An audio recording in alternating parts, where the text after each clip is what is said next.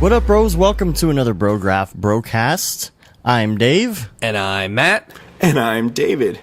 Yay! Yay. Brograph is a supplement to our site, Brograph.com, which is a motion graphics tutorial site with tutorials, plugins, podcasts, and other MoGraph stuff.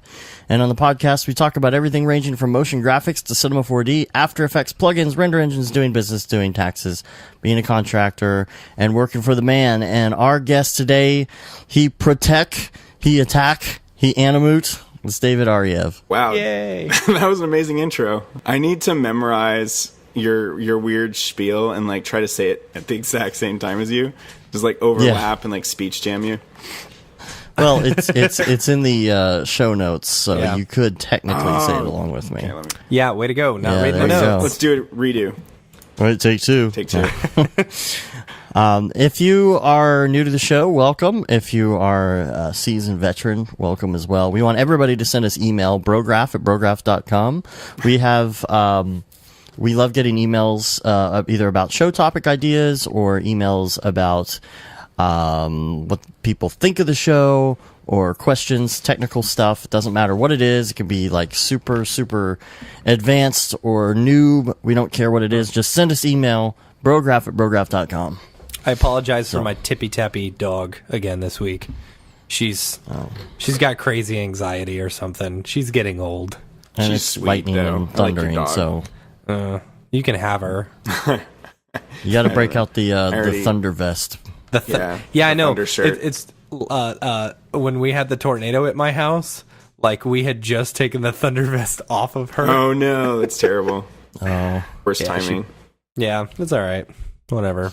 She's all tippy-tappy So we're getting- right now, so it's really loud. excited. We've got the SIGGRAPH stuff coming coming up next week. Yep. And we are kind of in this limbo where I think everybody on the internet is holding off to talk about anything until next week. Yes. As far as motion graphics. So it'll probably be a short show, only 5 hours. Yeah, because we got No, David we're Ariev actually- on. Yeah. We'll probably go like, I don't know, an hour and a half tops. Yeah, I'm not We going don't to have too be much to talk very, about. very energetic today. I was up till 5 a.m. last night dealing with real flow for C4D issues and pounding my head against the wall and getting really Oh, snap. pissed off. I would like to hear about these. And are you using the RealFlow 2? No. That hasn't okay, has that so come you- out yet? Yeah, I mean you There's can. beta. I think there's a, there's a beta. open beta or something that you could do. That'd So be cool. I've been on that beta for a while. Oh, sweet. Yeah, they sent it to me right after the DFW C4D video was released, where I say, "Yeah, I don't think they're ever going to add sand and snow." And then they did. And Yeah. they Yeah. did. Yeah, That's awesome. That was So- because of you. it was because of me. I'd like to believe that they coded that in like a day. Yeah. They're like, "Oh, that's right. Matt told us we need sand and snow. That's a great idea." Oh, we forgot about it. Let's Yeah, add it let's in. Thank goodness Yeah. he reminded us. Right? Yeah. No, but my issues have been, so I don't know what happened. So it keeps it's funny because like I looked up this issue and like I get on the Octane forum and the first thing that comes up is your thread, Dave, and I'm like, oh, it's such a small MoGraph community, Yeah, it 'cause you is. had the same issue, right? With, So you could have just asked Dave. no, but the problem was resolved by Amit, right? Right. Theoretically, but like, so my issue is it was working perfectly in the live viewer. The second I went to the picture viewer, it would just crash immediately, like every single Yeah. time. And so I was like, okay, let's try, like I reinstalled different versions of the software. I tried different versions of doesn't the work. Octane plugin. I couldn't Doesn't get it work. working. Then Doesn't work. I was like, okay, you should have let's- asked me because I ran into this problem, or you could have watched my DFW C4D thing where I went over this. You did in real flow? Yeah. Uh-huh. Oh, yeah, I see. I'm an You idiot, have but- to, if you want to render it, you have to send it out to Alembic. I did that. Uh-huh. That's what I figured out, is that if I cached it out to Alembic and brought it back in, it worked. But then so that worked on my first scene, and then the second scene, Alembic, for whatever reason, was not maintaining the animation for the mesh. It was doing the animation for all the fruit and stuff that I was Did creating. you have multiple caches, Olympics or multiple caches or something No, like that? I went and cleared. That was what I figured. So first, it was like pulling in another cache from somewhere totally different from the previous scene, which was pissing me off. Because I had multiple caches in one folder. So I went and deleted all that, recached to a brand new folder, and it was still like it would pull in the fruit animating perfectly, and this time the mesh was correct, but the mesh wasn't animating. So that was my issue. So I was just like, what am I going to do? So I thought I was going to have to like go to the live viewer and save it out frame by frame. I was like, screw this. I'm going to brute force it. Like, I need this shot done. So it's like, but luckily I figured it out where I didn't have to do that. So the fruit, for whatever reason, so I had these fruit in a cloner that was like exploding outwards and doing this time Can you show the video? Are you allowed? Not yet, I don't think. I mean, it'll be out at some point. It's just like this. It's been this X particles, bubbles, and like fruit hitting water and all these. Like it's for this fizzy drink. So sounds delicious. It's delicious. So at the end, there's like this big explosion of like fruit and water and stuff. But yeah, so the fruit itself, I figured out that if I deleted out the fruit, that it would work for whatever reason. I don't know why I didn't like the fruit. It wasn't the textures. It was just that it was in a MoGraph cloner. So I was like, okay, I can do an Alembic cache for just the fruit, bring that back in, reapply the textures, and then it magically worked and rendered. So that really freaking pissed me off. And I was up like till 5 a.m. just totally insane. And you told to check check animation every frame, and you tried doing an object tag and all that kind of stuff. Object tags, I took the object tags on and off. I don't know if I did check animation every frame. I don't know. So was it an Octane issue or a RealFlow issue? I think it's real. I think it's RealFlow. I think it's RealFlow. That RealFlow is extremely buggy, but then Amit has been trying to compensate for that by improving Octane to be more, compatible with it and work around their BS. It's just so annoying.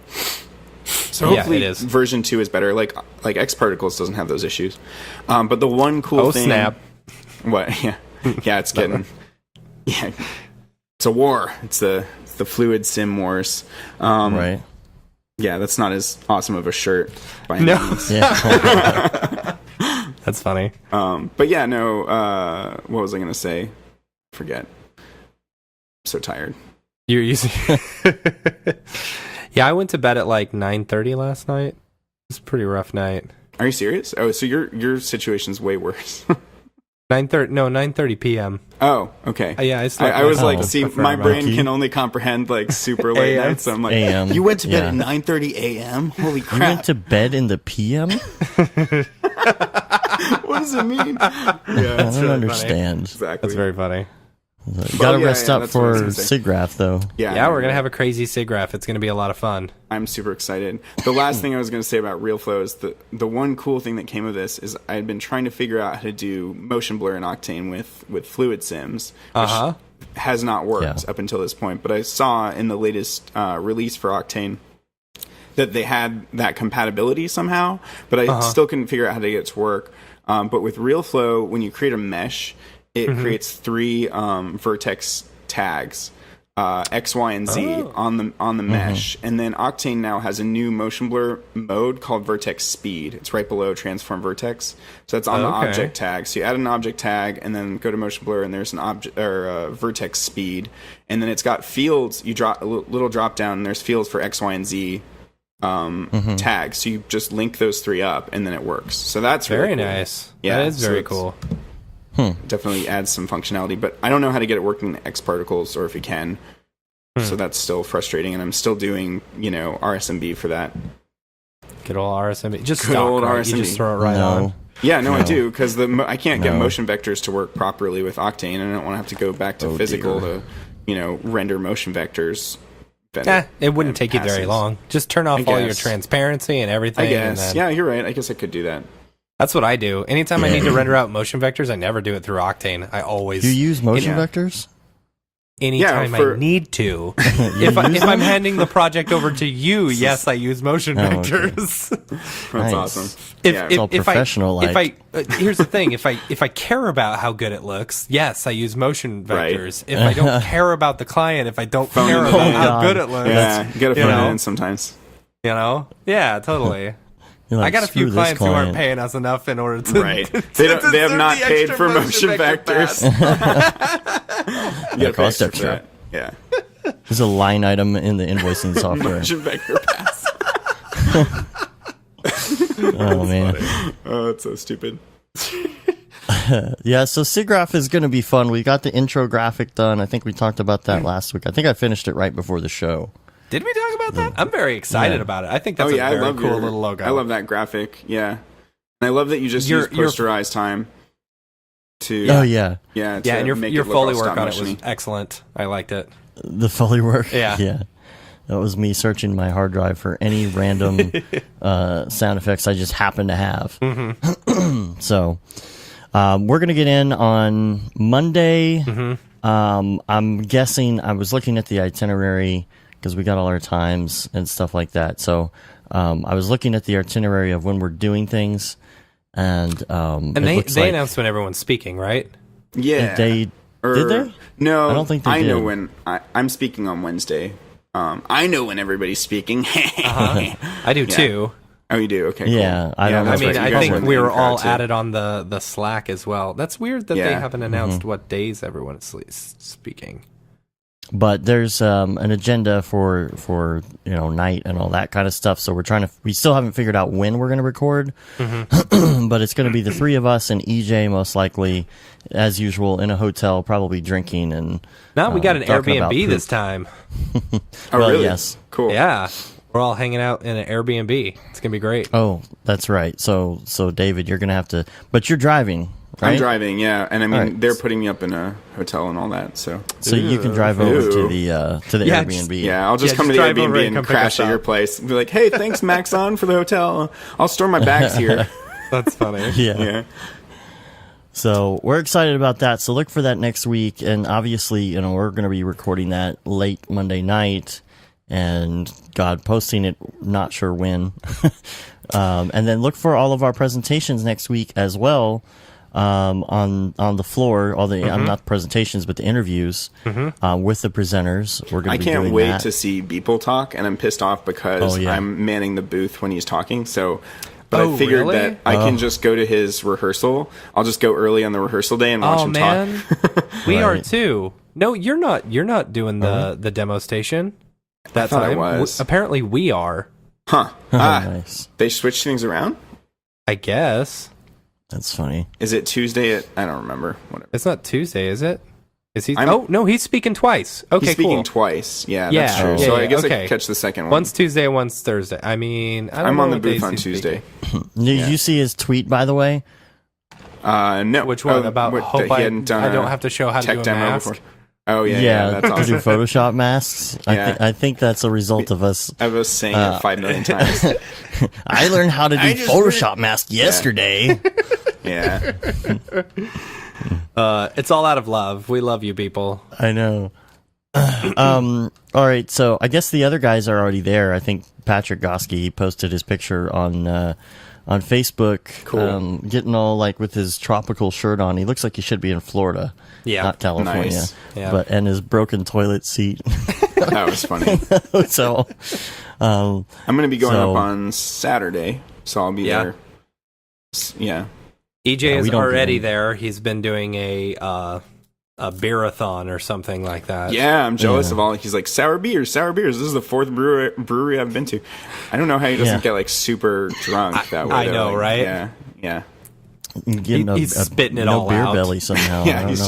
just got a nasty. Yeah, beer but yeah, have spittoon, you guys like, have you wine seen that tasting guy's fingers. muscles? I'm telling you, he works out all the time. And reaping burns a lot of calories. He just drinks beer and works out. I'm still waiting for his MoFit series. oh, that'd be so good. No fit. Pushing pixels. I think it would be like exercises you could do while you're rendering. That's Kegel good. exercise. exercises or something. Yeah. You know, like like what you can do with your seat or something. You know, like just hold on to your hand. Hosted by a goofy cube or something. You put It's got your cutesy eyebrow, Cutesy eyebrow. Yeah, exactly. Right. Sketch and Tune cube. eyebrow workout. So you're like watching the cube do squats, and you like copy it and do all the things. Yeah, totally. All the things. It's good. No, you use your armrest on your chair and just like do push-ups and I like stuff that. with Nice. them. And, that does the triceps. It gets the triceps. That's pretty good. Yeah. Oh, but that hurts your wrists real bad. Yeah, I know, but he would tell you the correct way to do it. Oh, yeah, As good a form. Professional Yeah. MoFit instructor. Yeah. You have to get certified. I think. See, we can profit off of this. You can have to get MoFit certified as well. Right, and then you can't use the MoFit name without paying royalties to us. Right, that's true. Do we have the web address? Someone in China does. Oh, let's not even get into that. Yeah. Oh man. All right. Some other stuff going on this week. I was shooting horses. What? Shooting horses this Oh, week. that's right. You were. Yeah, I imagine Not in a you good were way. like with a Did they shotgun. fall while racing? Yeah, they were injured horses. So You know much. what? I hate the term shooting.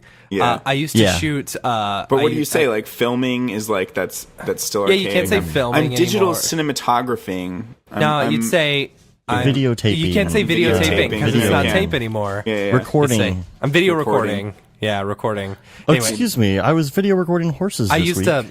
I used to shoot football games, high school football games back in the day, you know, and I would go up to the press thing and I'd be like, "Oh, I'm here to shoot so and so," and they're like, "You're here to shoot someone?" Schools. Oh. I mean, I'm Columbine. capturing. No, that doesn't sound as good though. Still stuck on sounds a it. There's bit got to too be a better artistic. way to say it. I am Yeah. digitally capturing. We should ask life Ash in Thor. motion. He'll have a There good you way go. to say it. Yeah.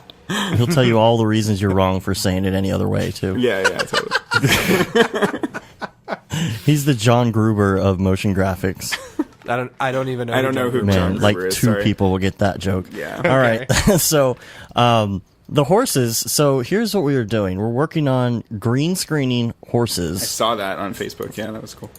and so this is like a challenge because for what we're doing, there are these horsemen of the apocalypse, and they are riding these horses in full garb and everything. And so Like you we were do. talking about like how are we going to do this? I mean, it would be a lot of work and a lot of hours to do this digitally. Mm-hmm. We were talking about doing it stylized, but the client didn't want to do it stylized. You I don't know. like I think 2D the amount of money animation. that they spent on the shoot alone with all the people in that giant green screen and the lighting and everything, we honestly could have just bought a horse. Technically, I mean, if it were in another situation, yes, but they own the stables and they have the stables and they have the horses and they Yeah. have the employees. And so it Yeah, was a I little guess. different situation because they're on a ranch already. So, so that made it easier because you're not worrying about that part of it. So they had their people set up this giant, it was actually paper green screen. And it was, Oh, it was? huge. No way. Yeah, I didn't even realize know it that. till the end. It looked like cloth. They did a really Yeah. good job. Yeah, how do you get that to be not super reflective? I feel like, no. Well, here's the good thing is that we were in like this huge indoor stable, but it had this kind of like diffused skylight stuff Oh, going nice, on nice, cool. inside. So you And can get away then with paper. yeah, and HMIs up high hitting the green, and then that green turf on the ground Nice. as well. But we still tried to keep the camera low anyway. To try because to we not didn't shoot the wanna- floor. Yeah. as much as possible. But it still worked incredibly well. Looks really good. Yeah, you were doing live keying, right? Well, I mean, Or at least not like a live, preview, but like yeah, like, yeah, yeah, super On rough set. stuff to make sure everything's working on slap set. and competent. then- Yeah, yeah, just to make sure it's good. Throw some basic key light in there, and if you throw key light on it by default and it looks like 90% there, you're pretty certain you're going to have something good. But Totally. Yeah. the thing about this is we have to do run cycles. So, and it not necessarily yeah. like one run cycle, but it can be like however many we can fit into frame. So we shot Right. it. I mean, that 4K. gets tricky because the perspective will change between the left and right of frame, Right. Unless you're you got to be on a long lens for that to not be true. So you can't, it's hard to get I'm right. also worried because of the flapping of the cape and stuff. Yeah, that's Right. hard to blend. You'll have to like do maybe a morph between the beginning and end to really get that looking. Of course. Yeah. Yeah, well, we're going to use, what is it, Reflow? Yeah, there's one I believe from I actually Revision. have- Yeah, you're right. I have Yeah. a free copy I have a copy of Reflow that I won at the what was it? It was the road show that I was at in Washington D.C. when I went and saw you speak. Oh, cool. Well, good, because then I guess we don't have to buy it. I believe so. Because I'll it's just like double check. $600. Yeah. I used Revision's morphing tools like when I first started After Effects on a stupid project, but I haven't touched them since. Is it Reflex? Maybe, I don't know. Oh, Reflex. They've got a million different ones. Yeah, it's I all don't have that. something. But yeah, I mean, like in Nuke, that's a tool that's built in. It's just called the spline warp, which makes a lot more sense because you're warping between two splines. Yeah. You can actually do that in After Effects. Maybe you're thinking of like the mesh warp, or what are you I thinking am of? thinking of the mesh warp. Yeah, I'm but talking you about can like mesh. You can. you've got like a warp before and after spline, like a target. It's like you want it to, like you define some geometry. Like here's your face, and I want it to morph to this other face, and you have your splines matching the other face, and then you can warp between them. So you can do that in After Effects without Yeah, you plugins, can. Or? Yeah.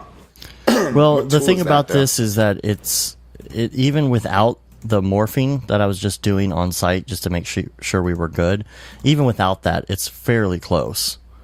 Okay. And plus what we're doing, I don't think we're going to have that many loops, but we will have to have it kind of stabilized. So what I did was I did a quick key, and then I went in and I tracked where the feet are. That's usually the best place. And we talked about possibly like putting tracking markers on the horses, but it really wasn't necessary because it would just be something else you'd have to paint out, which is just another pain to deal with. And so the easiest way, when the rider is on, they've got their foot, in the what do you call it? In the stirrup, I guess. Is that what it's called? I guess. And their foot, when it's there, it's usually pressing down, so it's usually the most stable part. Oh, that makes sense. That's interesting. So that's the best point to part I stabilize tried. around. That's cool. Yeah. So I just took that, and it was Now I know easy that to next time stabilize. I've got a green screen shoot with horses. Right. It's one of those things where nobody's going to have any real suggestion on the internet on how to do this type of thing. It's so You gotta specialized. Make it up as you go and just kind of Totally. hope for the best. I mean, that's kind of the fun of being like a VFX supervisor is like problem solving, figuring it out. figuring it Yeah. out. Yeah. So that was fun. That turned out nice. So that's something we're going to be working on here over the next couple months. And Cool. so- What did you should guys be shoot fun. on? What was it shot on? Alexa, Red. It was shot on Alexa. Oh my god, I shouldn't have said Alexa. Oh boy. I'm muting. Oh boy, hold on. Alexa, stop. We all have them. Yes. Except I wear headphones. Oh got boy. headphones. Oh my gosh. Oh, that was hilarious. Is yours going? Yeah. How did it know? Because you just said we all have such and such. I didn't say it. Okay. I didn't say Oh, the you actual didn't? word. Next time, I'm gonna try to say Ari versus. That was so Right. funny. Just blew Oh, myself man. up. Yeah. Way to Yeah, go. mine was going. She wasn't talking, but I told her to stop before anything This happened. totally brings it back full circle to how we guys met, because my first know. tweet to you guys was Right. that you were, like creeping me out at 2 a.m. by saying that word. Right. That I'm not And gonna say. it records all of your it records everything you say. So when I bought Oh, no. one, like I noticed that it's like every stupid question, like, hey, how Goes into often the does a app. person poop, or something like that. Oh, that's it is hilarious. in there. See, I And don't so ask you go it to your phone app questions. and you look at it, you can see your entire question. That's funny. I don't ask it questions. I just tell it to play music. no. Boring. Yeah, here's what's I have 3 of them now. What? One- You have yeah. I do 3? too. Well, because Jesus. it was on Amazon Prime. Oh yeah, Prime Day or something. whatever. Yeah. Yeah, super cheap. So, and it had the Hue bulbs with it, So I put those in my bedroom. Oh, so now you've got like a party room, got the party bulbs. No, it's not the party bulbs. Disco. They're just the regular ones, you know? And so I'm like, hey, turn on the lights, you know? And then it takes a while, and then it's like, okay. And then it does it, but only one of them turns on. Weird. And it's like, man, no. story So I of had to my set life. up a thing, and it's like, no, okay, turn on everything. I had to name it everything, you know? Oh, And that's so weird. then sometimes it'll turn it on, sometimes it won't. It'll always turn on mine. It won't always turn on my wife's side, you know? Yeah, it's like pretty. That's other the than problem playing I have music, with it's it. kind of sketchy. Yeah, I don't know. Because see, I have that set up with the if this then that. Yeah. And that goes to my bulbs and stuff.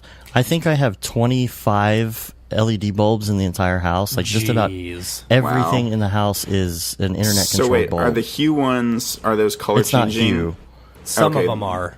You can Okay. buy Yeah. the color changing ones that are also dimmable. Mine aren't because it was just the starter pack.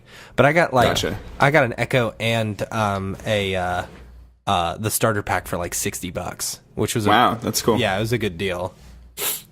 Sweet. I don't know. Anyway, What's up? but I just try Sugar and air. I ask questions all the time. You know, I try and use it like they would on Star Trek. You Nice. know? Yeah. And like Did you say Star Trek? Trek. Sorry, Star Trek. Unacceptable. Computer.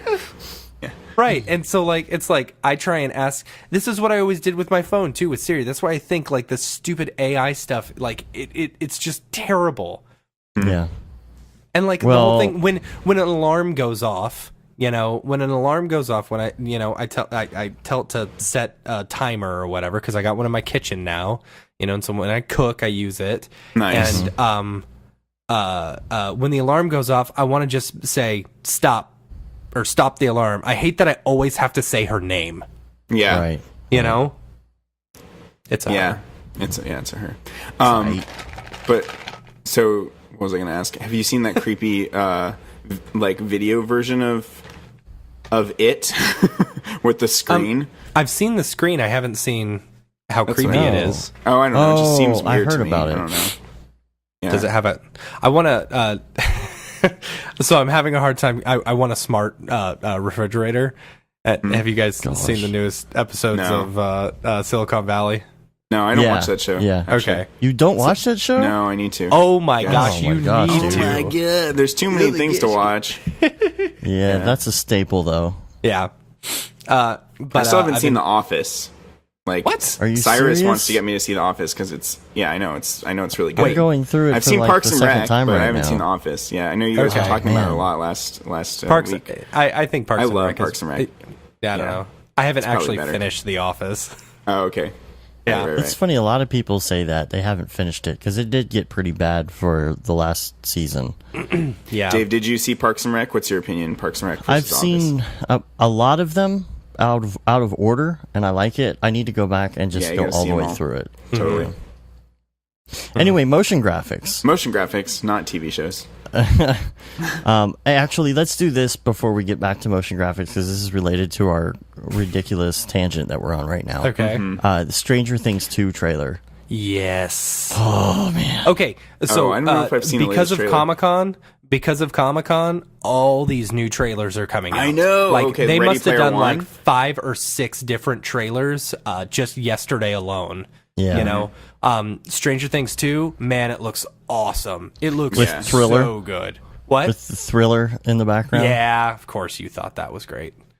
You love I don't know. I mean, that's very appropriate because it's at Halloween. Right. It's Stranger Things. It's in the 80s. that so- scene where what's his name? The kid who got kidnapped in the first season. Yeah. When he walks outside and like you see the arcade sign or whatever, I was like, oh man, I want to model that arcade sign.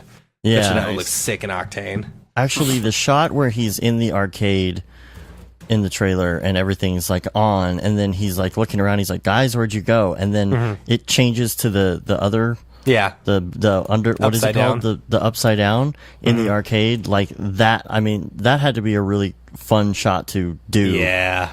CG wise, because all of Yeah. a sudden it's like dark and dusty and I am super. I'm a little sad that we only saw like a few shots of 11, but you know, I haven't seen this trailer yet. I'm like kind of watching it as you guys are talking. Yeah, but I need to actually looks, go and watch it with the super. audio. I'm super pumped awesome. about this. So 11 isn't dead. Well, we already knew that. We there was knew a that. previous trailer before this. Yeah. Yeah, but we knew that because he was, feeding her egos at the end of the that's true. thing. For those who haven't seen season 1, It's ruined. Too bad. it's ruined. Egos were the key. It's ruined. It was Ruined. the egos all along. Ruined. It was ruined. It was ruined. Why are you saying it that way? Egos were Rosebud all along. Yeah. Yeah, it turns out that Egos were Brad Pitt the whole time. Matt's having a cough attack. It's fun to watch. Silent. Oh man! Oh, I was thinking I was gonna go all day without a cough attack. Thanks for that, Dave. Did you guys see the Ready Player One trailer? That was the other thing. Yes. Yeah. I have you read the book? Yeah, I love the book, and we actually just all listened to it. We were driving, to Nashville. And, How long's the book on audio? Like 15, 20 hours. Okay, I'm gonna listen to it this week. It's really well done, and Will Wheaton's the narrator, and he's really engaging. Will Wheaton? Will Wheaton? Yeah, he's really engaging. Okay. I'm down for that. Yeah, I wanted to listen to it. My wife and I went to Barnes and Noble, the actual physical bookstore. What? The other day. I know, right? Those still exist. And no, she bought a book, and I saw Ready Player One, and I was like, I thought I recognized that for some reason. And so then seeing the trailer, it's a really fun book. Yeah. It's one of the more. I mean, it's not necessarily the most deep book, but it'll just make you super happy and smiling. I loved the DeLorean. Yeah, that was pretty sick. Yeah, totally. And then, did you notice the? Okay, so the things that I saw in the trailer, I saw the Iron Giant, which I thought was super. Yeah, that's awesome.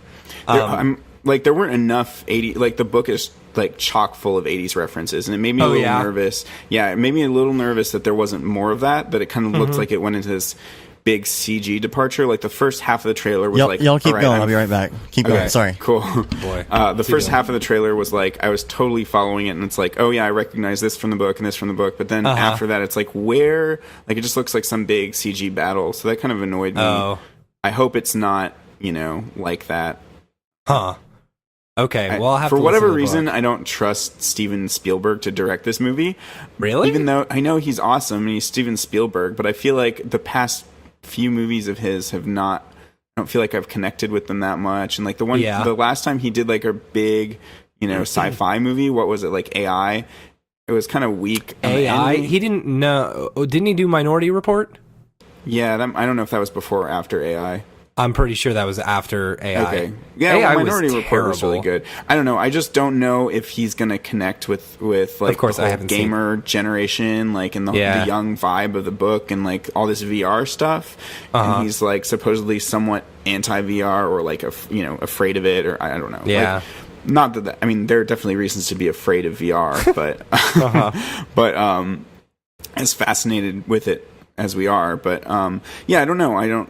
I'm wondering if it's going to be good and if he's the right director. I might be just being an ageist right now. That's funny. Yeah. You darn millennial. Yeah. I don't know. I'm gonna read the book. I'm excited.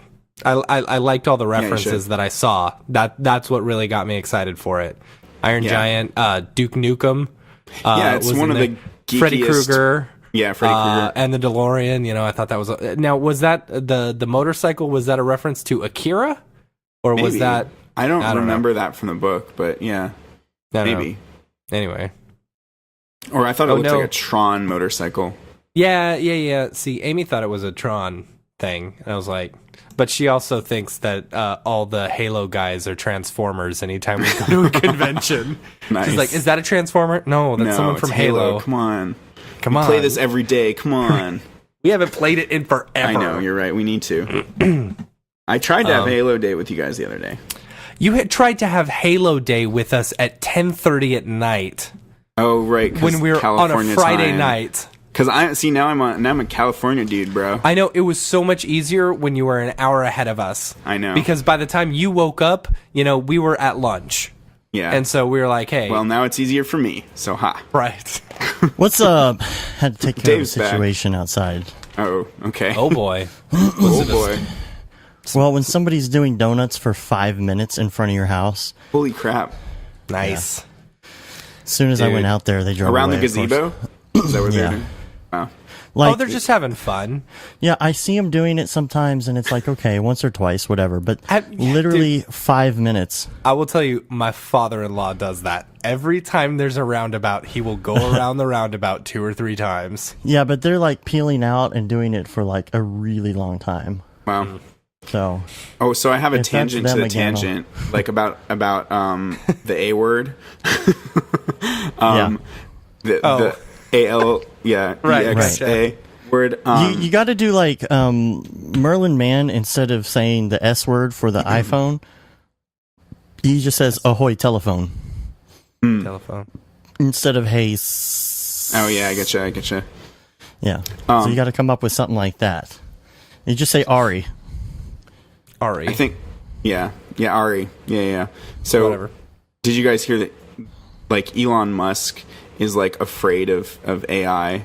And, Yeah. like, you know, he wants to like put tons of money into like preventing AI Yeah. from taking over the world. Have we talked about this on the show before? I don't remember. No, I don't think so. Oh, okay. I'm excited to, though. Yeah. Did you see that some of the AI languages and stuff that they're doing right now, like Facebook and all that, like where the computers are talking to each other, that they're coming up with their own modified versions of different languages, and they actually shut it down What? because it was getting a little scary. I don't understand. They're coming What- up with their own languages that only they can understand with each other. That Whoa, we can't even decipher. that is really scary. See, Yeah. yeah. Whenever I Like come the across social like networks? The AI stuff for the The social AI. networks and stuff. Oh. I'll have to find a Yeah, link. but to it. really odds are weird. it's all probably, if you were to decrypt it, it would all be like meme talk and stuff. No, it means something. Like it comes up like the stuff they do they're understand talking is to like, each other. It'll say something 5 times to mean 5 versions of something. It's really weird. It seems inefficient to me, but Yeah. Yeah, all whenever I ones come and across like sometimes the most funny like Facebook posts are like the weird like AI created, you know, these like baking like these recipes, and it's like it's so Yeah. funny. And so, or like seeing, there was another one recently where an AI was like given no input but like learn to control like a human looking character to make it run and jump over obstacles, and then there was Yeah, a crab that one was version cool. too. I was laughing so hard because the arms are just flaily because it's not trained doing all these weird gestures. It's not trained to, you know, be a human, so it's like really weird and uncomfortable and hilarious. But then you're like, holy crap, this thing is learning really fast. Holy crap, this like you can imagine like Yeah. on the one side it's funny, but then you can imagine it like taking over everything too, and like completely like, you know, like maybe it just looks funny and it seems funny, but there's like some kind of darkness behind it, you know. It's malevolent, who knows. it's gonna look like what is it? Going for sushi or what is it? yeah, for exactly. sushi. Time for sushi. Time for sushi. Yeah. Going to the store, Going to the store. late for meeting. It's the second one. So Anyway, there we go. All right, Tangent. motion, I tangented motion this. graphics. motion graphics. Dude, this is my favorite part of the show. Whatever. All right, Matt, I'm gonna Yes. go to this because this is one of yours from this week. Okay. The Cinema 4D terminal background rendering Cinema 4D terminal background rendering for After Effects, right? for After Effects. Yeah, I don't know if I mentioned this on the last show or not. No, I you did. didn't. No, I did. I did because Rick Bogus sent us an email where he had to pull over on the side of the road in order to tell us about this. Wait, really? I don't yeah. think I did. I I'm see pretty that? sure. I don't know. What Maybe is he it? just sent it to you. I didn't get that. Maybe. Hold on. Let me look up Rick Bogus. That's funny. Rick So Bogus. Bogus is you might have talked Yeah, about more it, but background render. Oh, yeah, he just sent it to me. Sorry, I should have sent this to you. He says, I'm just going to call it BGR for now. It's been a crucial part of my AE workflow for years. Oh, It yeah, I've hasn't used been that for updated years. since 2012, but still Yeah. works flawlessly. Each render is a single thread process. So, for instance, Yeah. for long or complex renders, it can be configured to render an image sequence, and you can send multi instances to render. I've had up to 10 processes running simultaneously on the same computer. Yeah. Instead of queuing multiple comps in the render queue and waiting for them to complete, I'll have multiple comps rendering concurrently currently and can continue working in AE. That's Yeah, cool. I've used it. I've used it since like 2009 or no, maybe not. Maybe I haven't even been working since 2009. 2011, I think, is actually when I started using it. But that it's BG Render Pro. I'll put this in the notes, Dave, for you. Yeah, it's weird. It just sends it to the terminal, and you can have a bunch of different copies. But the thing is, you can send it to the terminal yourself. You know, AE Render is included in every version of After Effects. And Trent Armstrong from the Dallas After Effects user group told me about this a few weeks ago when we were having lunch. And because I'm looking for a way to render Cinema 4D Lite faster. Because honestly, it's slow, you know, and through After Effects. It sucks that you have to go through After Effects for it, and it's twice as long. I just want to find the most efficient workflow for Cinema 4D Lite, because I feel like if more people knew, if people knew the quickest way to use it, then they may be more inclined to use it. And really, it's really a selfish reason, because anytime I work with a client who doesn't have Cinema 4D, I don't like working in After Effects as much. I like doing some of the simple stuff in Cinema. And I've found workarounds for a lot of the things that that you can't do. You were talking about this, but I think it's that you were running tests this week. I was running tests this week. Yes, but it did not actually. Those results that I gave you were they were corrupted. They were bad. Oh, really? So actually, it's not faster. It is quite slow. Oh, that sucks. So when I told you, so I did the test of the 21 frames. I was originally testing it on my PC, and then I moved over to my Mac, not realizing I wasn't testing it on my Mac, and it's ran so much faster. I'm like, oh my gosh, this is the answer, But no, it's the difference between having a 10 core machine versus a 4 core machine. Right. So anyway, if you want to use AE Render, it's included in After Effects. If you go into your main applications folder or whatever on a Mac, applications, or just get into your After Effects Cinema 4D CC whatever, you'll see a little thing called AE Render. If you go into Terminal or Command, what is it in Windows? Command prompt, Command something. I don't know. Command CMD. Type in search and type in CMD, Anyway, prompt. So you'll go into the After Effects CC 2017 folder, and then you'll do AE Render space - project, and then put in the whatchamacallit, the path of wherever your project is saved. Now you need to have your project in the render queue. So say you bring in a Cinema 4D file to After Effects, and you just put in put into your render queue, set up all your settings, save that project, and don't render it out, and just close it out, and then that's the project that you'll put as your link, and it'll render it all in the background in your terminal. And the nice thing about that too is the fact that and if you're using a Mac, is that in the terminal window, you can just drag a file in, and it will put the path into the terminal window without you having to type it. I'm pretty sure you can do that on a PC as well. Oh, nice. I'm going to check. I'm going to do it right this second. My question about this, though... You can on a PC as well. Is it any different now because they, the newer versions of After Effects have the option to put the queue into Media Encoder, is in the background. So is there a difference there now? Is it obsolete? I don't know. I actually think it would probably be faster to do it through AE Render. As like what Rick is talking about, where it's the multi-threaded versus single-threaded. Like the Media Encoder can only do one at a time, whereas BG Render you can send as many as you want. And I guess they're devoted, one core per. Right. Or it's a because multi-threaded After Effects is inefficient or something. I guess you could probably set it up to where, if you're doing multiple, if you're doing setting up like an After Effects render farm, there's like a little click button that says ignore if there's already a frame or something. I bet you anything you could take that same project and render it out as a TIFF sequence. Just do it 10 times through a background render or something. Are you saying Media Encoder isn't multi-threaded? I have no idea. I didn't know that. Adobe Media Encoder isn't multi-threaded? I don't know. I thought it was. I don't know. I mean, yeah. It's I don't know. Anytime I run stuff through Adobe Media Encoder, it seems to be a lot slower than just rendering it straight out of After Effects. You know, I wish that Media Encoder could harness like your GPU and use the Mercury playback engine GPU. It says it's supposed to. Can. I mean, it can. CUDA. I know it does with Premiere. Like Premiere, it works great. Like that's how I'm able to process like red footage. Because you can use your graphics cards. Media for that Encoder stuff, does that. I know, but does it work from coming from After Effects? We're in After Effects world, which is a little more. It says renderer. You can use the Mercury Playback Engine GPU Accelerator CUDA or OpenCL or software only.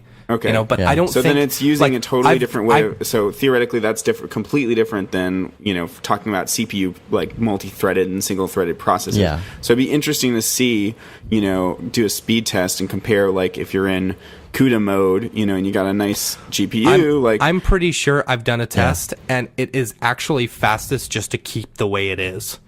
Yeah, I think I've tried that before too. I've always been like, CUDA's the best. It's super fast, and stuff. But like, I don't know. I've actually seen that it's kind of slow. Well, it makes a huge difference when you're working with like heavy, like 4, 5, 6K footage, like the red footage. You can't process that easily. Like if you try to do CPU, like software only, it'll be like, rendering. I'll render like the color for a film in like it'll take like days. It's not. Yeah, it'll be like you're screwed unless you switch to your GPU with like that kind of with red footage. Yeah, interesting. Yeah. God, I was working with some 4K footage in After Effects this week that was like raw, and it was just awful. It was so slow to render. I'm talking, it was a minute-long clip that I had motion tracked from a drone, and it took an hour and 15 minutes to render, and I could not understand why it was so laggy. I was trying to do format conversions and stuff, like proxy it and do all this other stuff still. And maybe it's just my system getting old. Yeah. But yeah, I'm all PC at this point. Like my last system, my Mac, my Retina iMac is back in Charlottesville, and I haven't missed it. I thought I was like still addicted to the Mac world for all the compositing, but I'm super happy being full PC now. I have found a way to you can buy a CPU for the 2010 Mac and replace it, and you can do like a firmware update on your 2009 in order to basically make a 2010 and then upgrade it. It's a lot of work. It's a lot of work, and it would only cost a couple $100. Yeah, exactly. But you've got to take the actual CPU off and put a new one on. And at that point, just build a freaking PC. You can't put it all the way in. You got to only screw it like 3/4 of the way or something like that. Really? It's very scary. Oh, because the pins are like too long or something? Something like that. Oh, I don't know. Gosh, that's ridiculous. So, yeah, it is. So I saw a guy online who did it, and I don't know. The thing is, I like my Mac, but I can't update it at all, which sucks. Yeah. Anyway, I just want another PC. Yeah.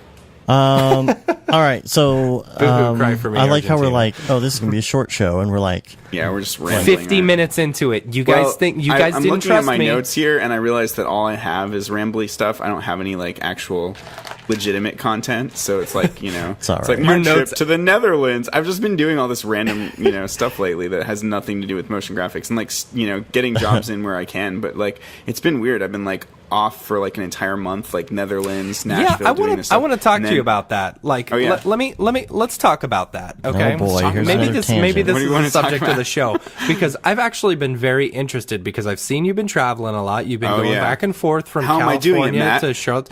How are you doing it? The answer is going horribly into debt.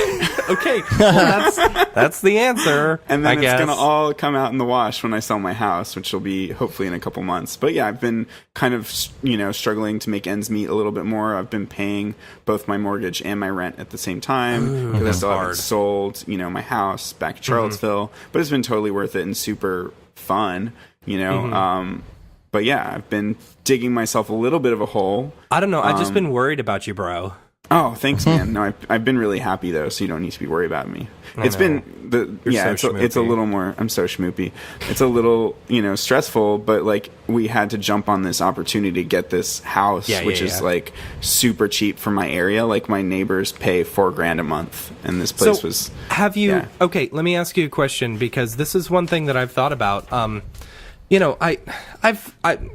Me and my wife have a thing going where we have this bet going where we're going to end up. She says Austin, I say LA, because I say Dallas. Dave says Dallas. Dave says we ain't ever going to leave. So I don't know. Like the thing is, technically we run our own company. When we work out of our house, we can work wherever we want. So it doesn't matter. So technically, Dave and I could run the company from different areas. Yeah, whatever. You might as well move into Beeple's old house. Right. Yeah, there you go. Have you found it difficult when moving from Charlottesville to, the West Coast, from East Coast to West Coast, finding clients to like keeping clients that were there? That's a good question. Because you're probably losing I'm losing some clients.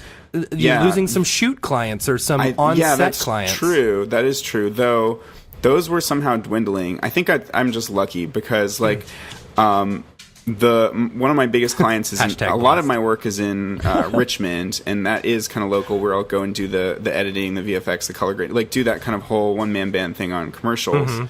But they like have been sending me more remote work, and they're totally chill with it, and they're like, congrats. And then they recently just asked me to go and like they're like, we'll fly you back out here and get you to work on this Geico commercial, which I had to turn down because I'm like going to be in the process of selling my house. But it's really cool that they're willing to fly me out for work. Right. And I think that my clients are so random, and it's a lot of it's becoming like these inquiries online. Like I'm getting a little more of an online presence, so that's actually it's coming in like that. And now, is that through? How are you getting more inquiries online? Is that specifically through like pushing your brand online? Yeah, people are finding my stuff like more through like now I'm doing all these EJ tutorials. That's getting me a bit more exposure. Some people have come across my reel or my site or my space music video. A lot of it's like, hey, I've got this. Someone hit me up for this Star Wars project that's like all these aerial maneuvers. That's going to be pretty fun. It's just random crap, and a lot of it. See, but we have. I want to assume that we have the same general presence as you online. We're pretty active, and we don't get crap. I mean, I don't know. I think it's taken a long time to build to the point where I get any kind of inquiries online. Like, but we don't put a lot of stuff out there like yours either. That's true. We don't put a lot of stuff. We mostly do podcasts and reporting and stuff. We don't put a lot of like not as much. Here's my work, and a lot of the stuff that we do doesn't go out there in the ether. It's just pay the bills stuff, and there's not really a presence online. So I mean, I guess so. That's all no man's land work that you don't put out there. Yeah, that's no fun. But yeah, also, when I got here, I was like, I'm going to go to every meetup, even the ones that look totally crappy and then end up completely terrible. And then, and some of them are cool. I can imagine in California, there's a lot of meetups, and some of them may be sketch. There's more in LA. There's a lot of meetups, and I need to go to more in LA. It seems like there's much bigger motion graphics hub there. San Diego is actually pretty thin, surprisingly. It's like bigger than Charlottesville, so for me it feels like a step up for sure. And I'm like, holy crap, I found this one other dude that's using Octane in town. Like, he's the only other dude. You know, and I can talk more about him. Like, he and I have been making this X Particles fluid sim project together, and so we hit it off because we both use Octane, and it's like so easy to work together that way. But I also went to some other studios, and they've been asking me if I want to do certain projects, and then I'm like, well, I don't do modeling, and whatever. So certain things haven't worked out, but it looks like these other studios know that I'll be in town permanently in September, so I think they'll hit me up more then. And I need to like go back and refresh their I bought the freelancers Joey Kornman's manifesto, so I need to like re-up with them and be like, hey, remember me, I'm in town, I'm this freelancer. So I think I'll get a lot of work in San Diego, but I also do have a lot of remote work yeah, and all that's been word of mouth, or like just, thanks to you guys, thanks to people that I've collaborated with over the years, and it's just slowly built up. All those word of mouth connections keep coming back regardless of, where they live.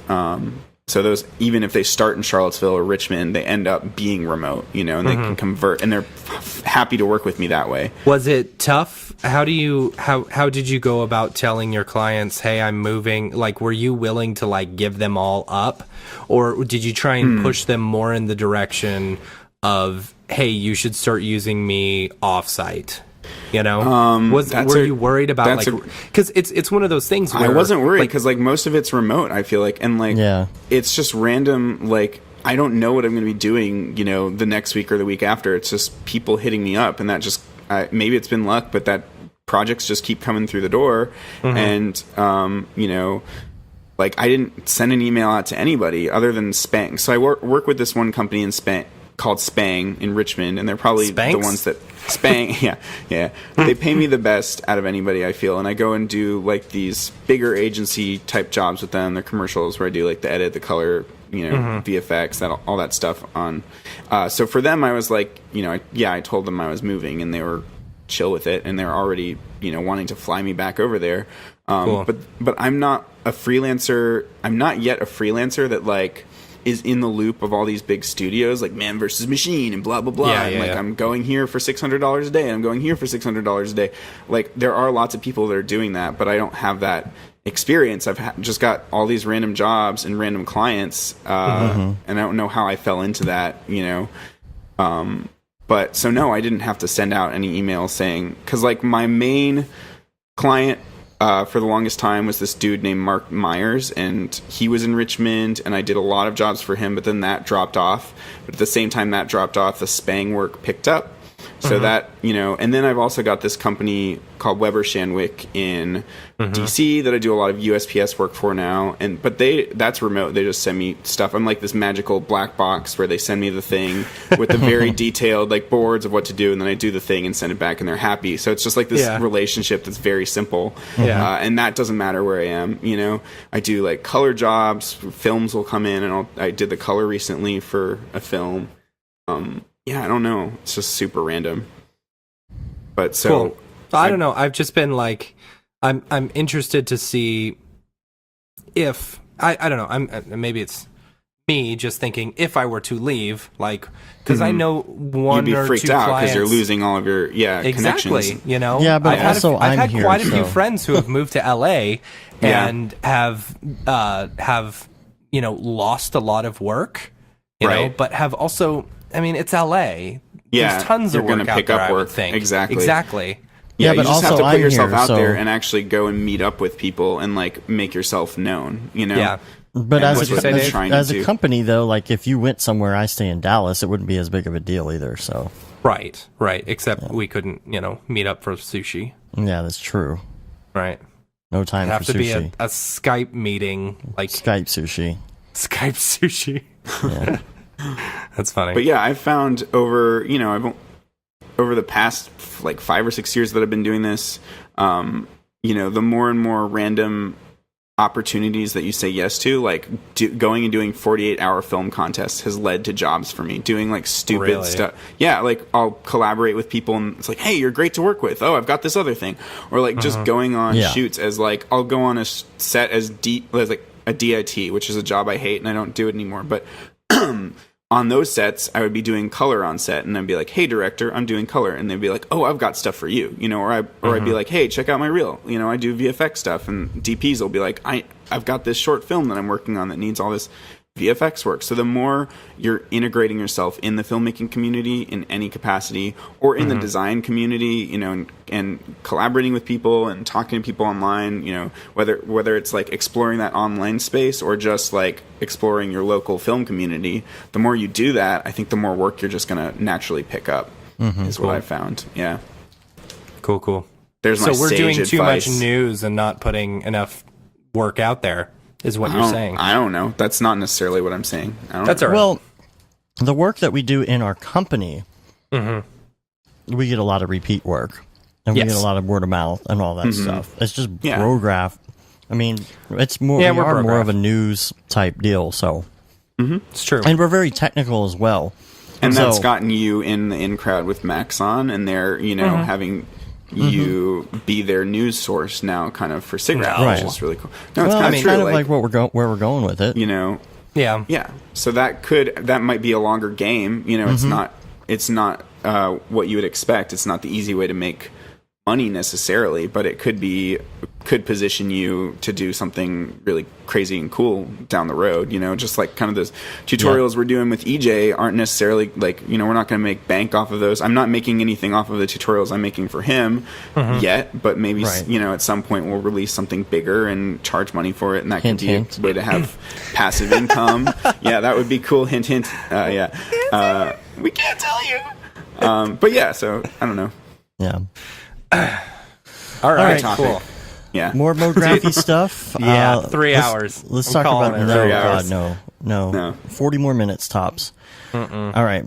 So, Merc on Twitter has been posting lots of really cool stuff, as we've been talking about, and there was one that came up this week that I thought was interesting, and I wanted to expand upon it a little bit because I have done something Which one was similar this to one? this in the past. This is the correction to former using tags.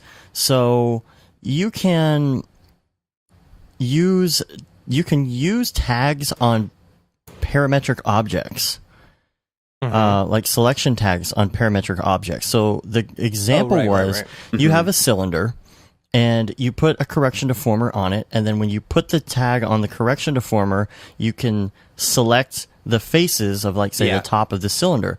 But then once that's done, you can take the tag and put it back onto the parametric cylinder itself. And I've done something similar to that. You don't have to. So basically, so that you don't have to make it editable.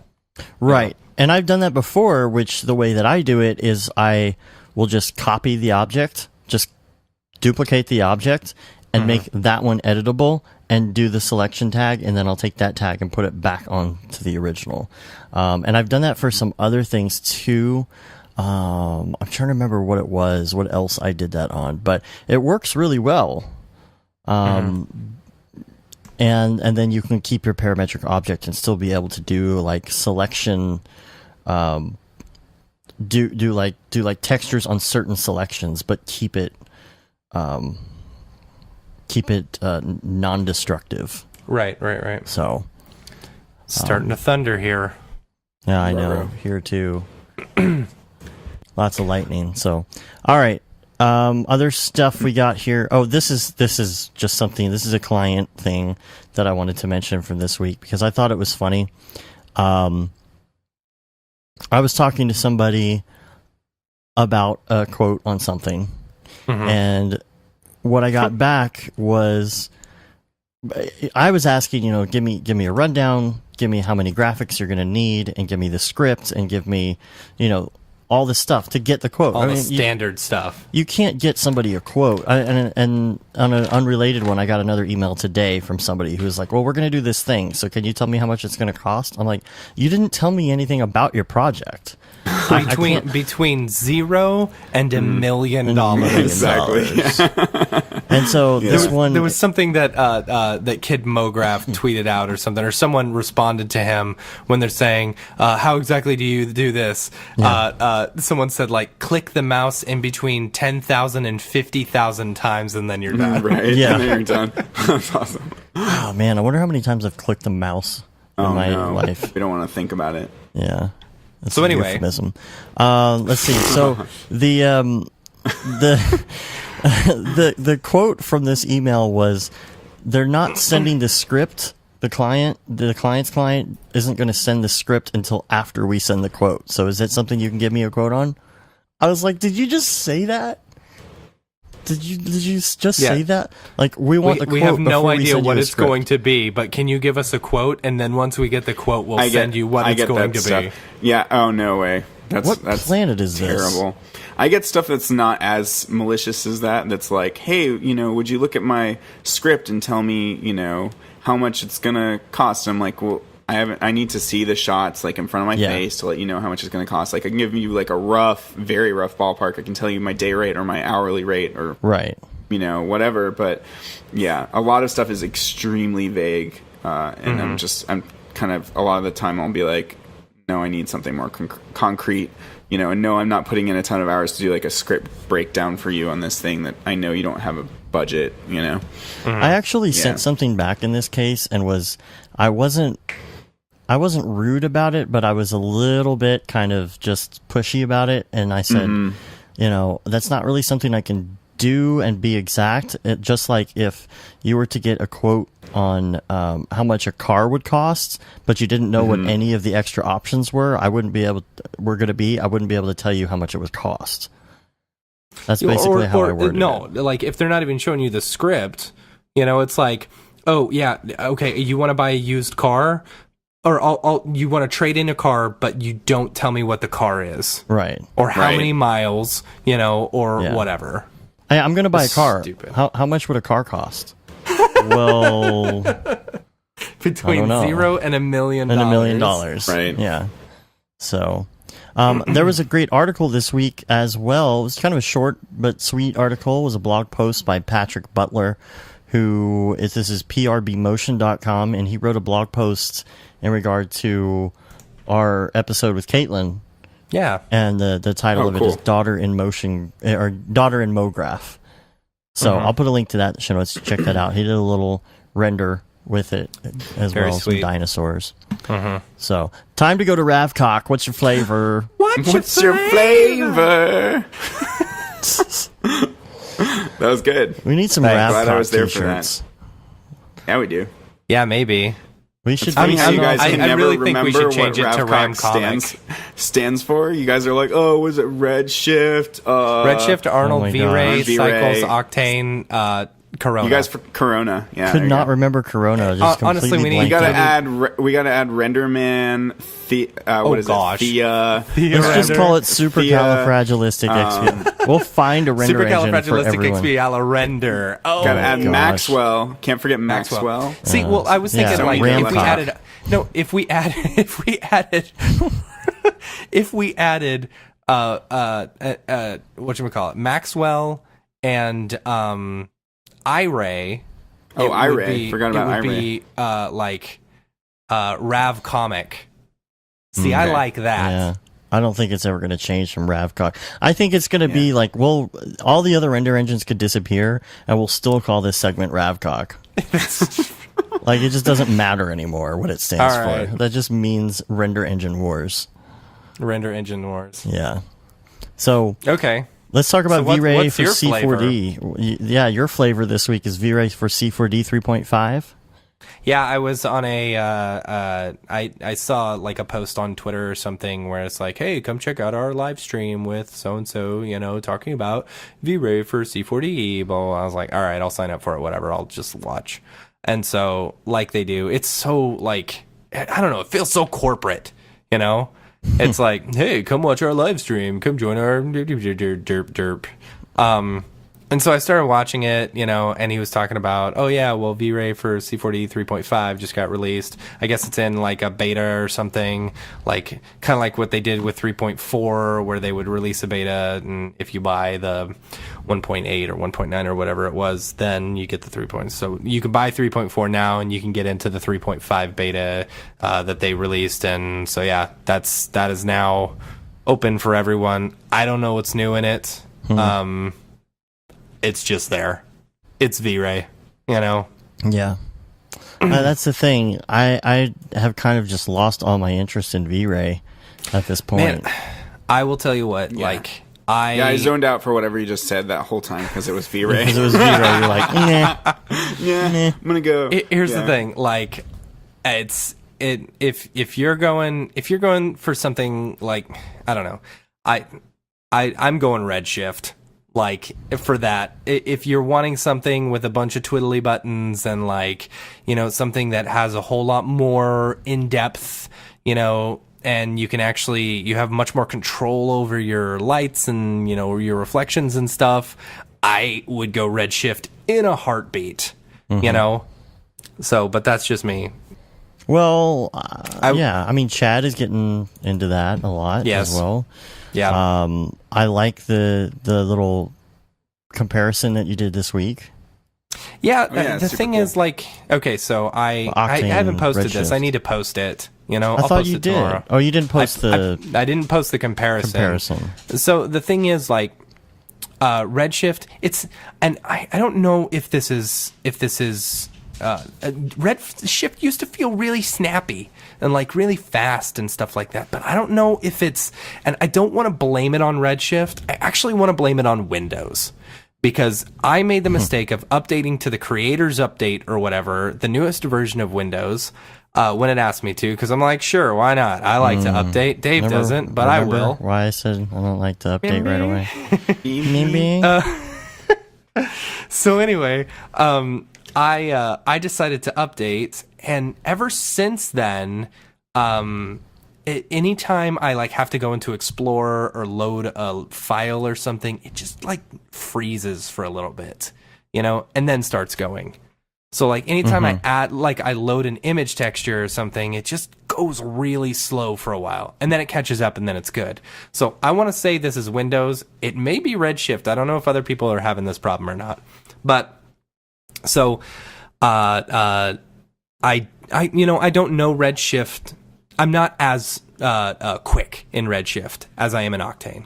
So I created this little scene. I thought it would be fun to make some crayons. My kid had his crayons laying out beside me, so I was like, ooh, let's model a crayon. That'd be really easy. So I ripped apart one of his crayons, and I scanned the crayon casing or whatever. Just scanned it and created a repeating pattern or whatever.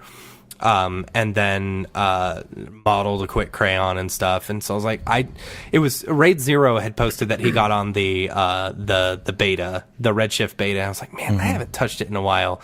I'm done with a lot of my, BS work that I've been putting off forever. I'm going to go ahead and just try out some Redshift, get back into it. So I built this little scene, and it was pretty easy, trying to figure out how in the world to use HDRI link. I was completely, and I wasn't gonna message chat again and say, hey, I know you told me this once before, but how do I do it again? But I couldn't figure out how to use link, so I just threw in a regular HDRI. It's different than... See, this is why I say if you know V-Ray or whatever, go to Redshift, because a lot of the same stuff is similar. You're creating a dome light for an HDRI in Redshift versus creating a sky in Octane. Anyway, so I made this little scene, and then it was really simple. I didn't have to do a lot of like tweaking and stuff in order to make it look, in my opinion, pretty good. So then I decided I would take it over to Octane and, retexture it for Octane, do all the same stuff, try and make it look exactly like it. And unfortunately, Octane made it it felt cold. It felt really, really cold. And I did have a big problem with my scale. So remember, we played around with this a lot. It looked a lot different at first, and I was like, no, I think you could get it a lot closer in Octane. So I worked in real world scale in Redshift, and so I was using, of course, the same real world scale in Octane, and the shadows were just so harsh. They were so black. And so, like, we tried scaling up and scaling up and scaling up, I don't know if that's what the problem was. I don't know if that was the problem. We eventually figured it out. Yeah. I can't remember what we did. No, what we did is you were messing with settings and the black shadows everywhere, and then there were these weird negative shadows that were happening. Yeah, you have shadows in white. It's the Ray Epsilon. That was your issue. Well, number one, we tried messing around with the Ray Epsilon. See, that's the thing. Is number one, like good old Ray Epsilon. Yeah. And General Error and Colonel Panic. Oh my gosh. They. I hate that dad joke. Dad jokes. Ray Epsilon is like always the first thing. Okay, something's wrong. Adjust your Ray Epsilon. But that didn't do it, and we were adjusting other things, and you had the weird shadows. Then you had a displacement issue with the paper that was causing some of it, but then you still had the black shadows. When I was working on the SIGGRAPH intro, we had some black shadow problems, and it was the same thing. You think that first of all, there's no good like reset render settings in Octane. Reset all. That's true. That would be nice if there were reset to default. And so You have to open up a new one and copy new one, and copy and paste. paste. It's so Yeah. stupid. But once we did that, it worked. It fixed everything. Even though we had tried to revert everything back to default. Did you ever just like flip over to path tracing, or were you Yeah. already on? Oh yeah, I was trying yeah. path tracing. I was trying Alright, cool. PMC. I was trying it all. It all looked bad until just copy Weird. and paste it into a new scene. Good to go. One note that's funny is I've never once worried about scene scale. Like, unless like it's a volume scene or whatever, Yeah. then I'll scale it up or down to fit. But I like never worry about real world anything. If I'm doing something where it is trying to go realistic, I will worry Right. about scene scale. It That's just the only depends thing. if That it's makes going to sense, make I a guess. difference. Like if you're using like the old GI in cinema standard render, it will make a difference because when you're doing that GI pass and you see the little bounces, the dots for the bounces. If you have a scene where like it's super small and it's way too small, and let's say you have a It'll door, bounce a lot further. no, it's not even that, but like it's how many bounces you're going to see in an area. Like if you're doing something that's like a door inside of an architectural, you don't want to have one bounce on your entire door because the thing is only a millimeter tall. Right. That will make a difference. I get sure. you. I would like to give a shout out to the mastering lighting course. Didn't or I tell you whatever. guys about that or no? Yeah, someone had mentioned it, so I kind of checked it out. Yeah, And, Grant Warwick. yes. Warwick. It is a very, very excellent series. It's a really good course, and he goes into using HDRI Studio Pro, which is like for people that especially for stills when you want to design. Like Mark Thorson, this other dude that I've been working with in San Diego, has been showing me some of it too. He's got a copy, and you can like link it up with Octane to where you just click where you want a highlight, and there's the highlight, and it's you're designing in HDRI. It's really cool. And that's pretty HDRI cool. HDR Light Studio, is that what Pro. it is? Yeah. I think it's HDRI Studio It's like Pro. $800 or $900 or something, isn't it? It is. Yeah. Yeah. It's really expensive. So Pretty spendy. part of my SIGGRAPH 1 year presentation. node locked is $445. Yeah. Yeah.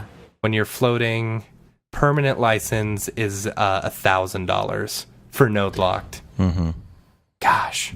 But it's expensive. like if you're it's very good for like especially for product shots. If you're wanting to get that for product perfect stuff, lighting and absolutely. stuff, ooh, that's killer. Though weirdly, So- I'm doing this project that's like product stuff. You've seen the Real Flow and Fruit stuff that I'm doing, right? Mm-hmm. And it looks all studio lit and all that stuff.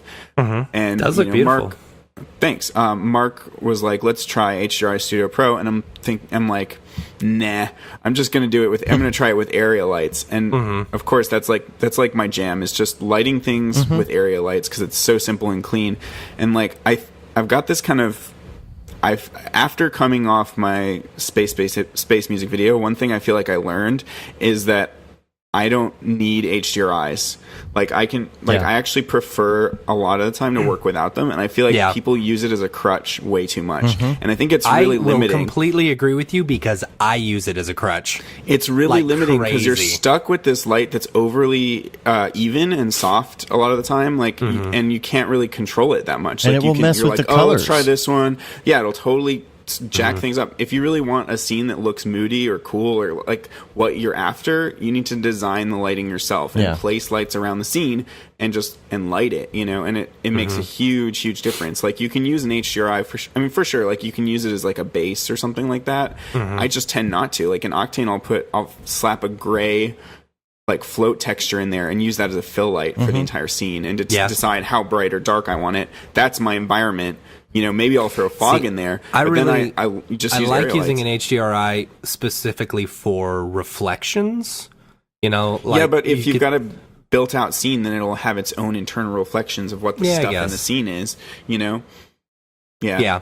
Yeah, I mean, if you're you've doing just like a got, logo one or little something. product, exactly. If you've Yeah. got a logo, then that makes a lot of sense because you need Yeah. an environment, and that's the easy way to generate a cheap environment. But people Yeah. use it too much as a crutch. Like, I'm flipping from this one to this one to this one. I mean, Link seems really cool, but I still haven't even used it. Well, like Link. the environment Yeah, See, stuff. that's my No, it's thing. great, like but- I I do use HDRI as a crutch. You're totally right about that. Like, I'm just like, whatever, throw an HDRI in there, get some natural lighting, I'm good to go. Right. Throw in Studio 21. Done. Right. But Peace that light out. kit, a lot Call of it a times day. with that light kit, like all you're doing is just what you would be doing with area lights anyway, which is getting different sizes and shapes of lights. I don't think. Well, maybe, but like I've tested some of those, and like the lights in those things are way too big and just creates like No, that's even light across the board. That's and, what I'm like, saying. look ugly.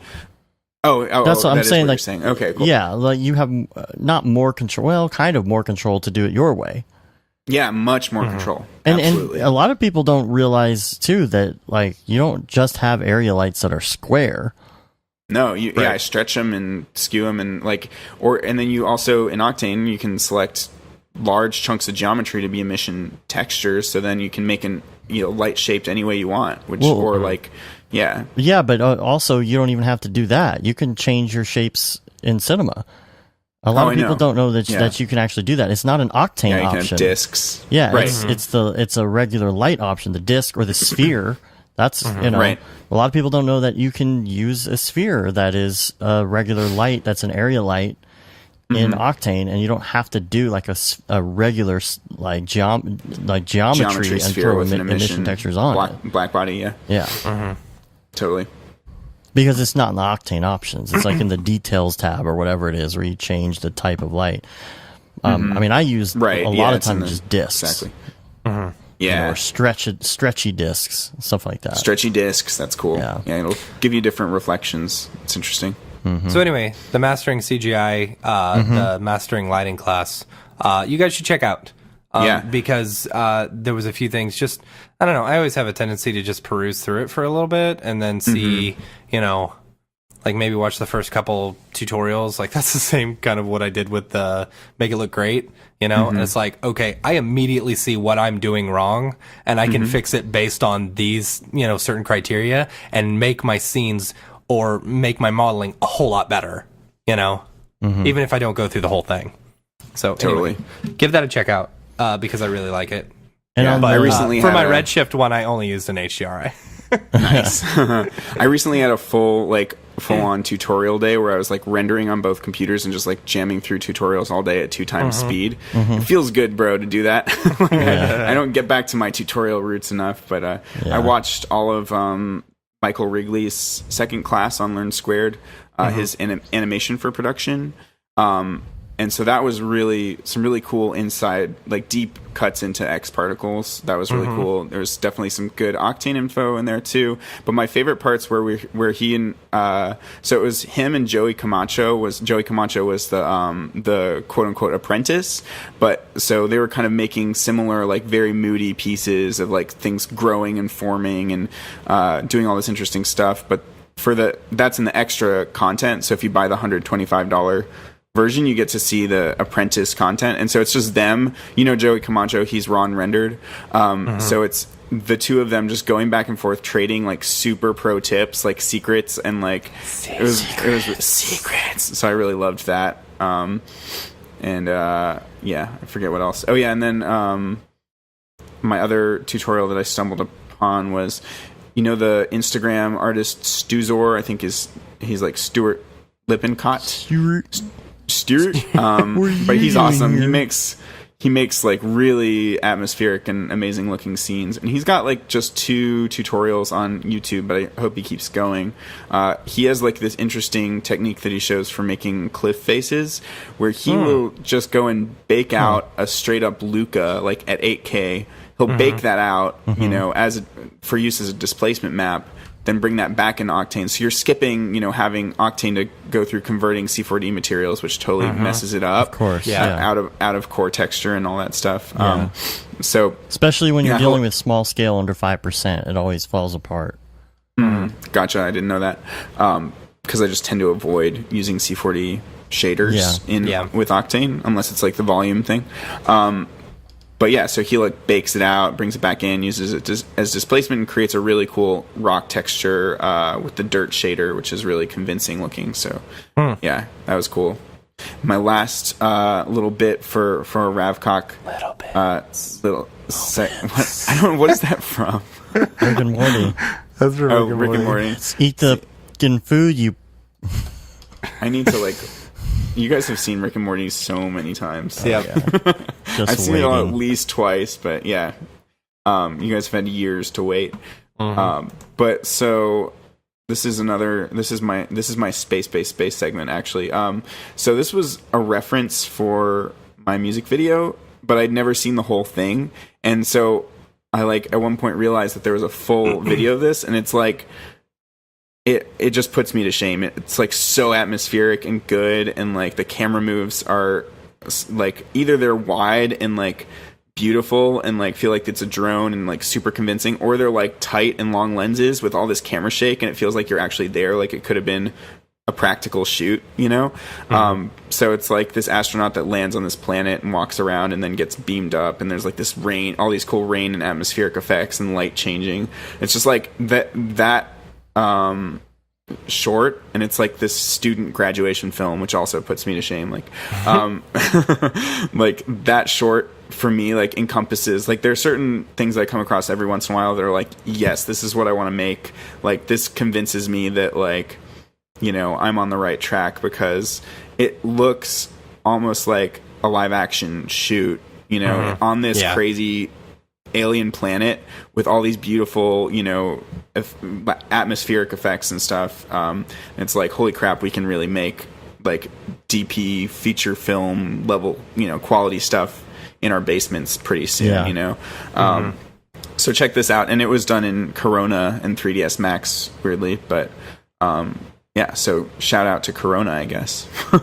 And the film is called, I guess I didn't mention, the film is called Off. It's just all big caps, OFF. I'm guessing you haven't, you kind of phased out the tutorial every day thing you were doing. Oh yeah, I stopped doing that. It's trying to do daily renders. I got through a month or two. Yeah, daily render. I'm not even gonna try to do daily renders. I don't think.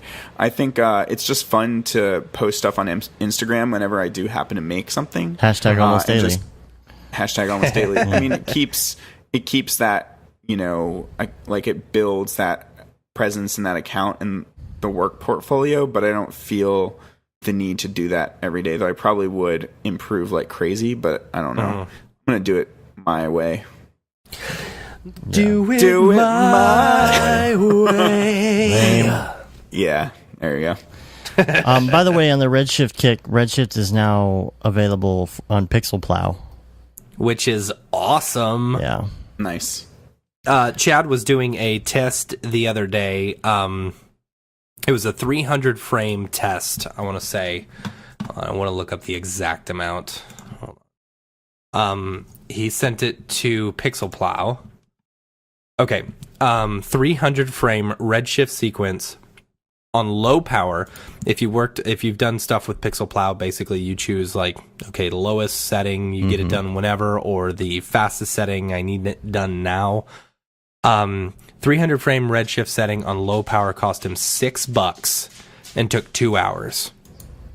Same sequence on his 4X GPU system would have taken 5 hours. On high power, it was 30 minutes and $20. So that's I have been so prices. Impressed with Pixel Plow's cost. It is quite incredible to me. So everyone don't use it so it's still cheap for me. I'm just kidding. You should use it because it's a very good it's very good. And I have a feeling with it now supporting Redshift, sorry Dave, I'm going to be using Redshift quite a bit more for some of our stuff. and it's still Stuff in that beta. you don't have to It's take. still in beta though. It's pretty good. I will say it's a solid beta.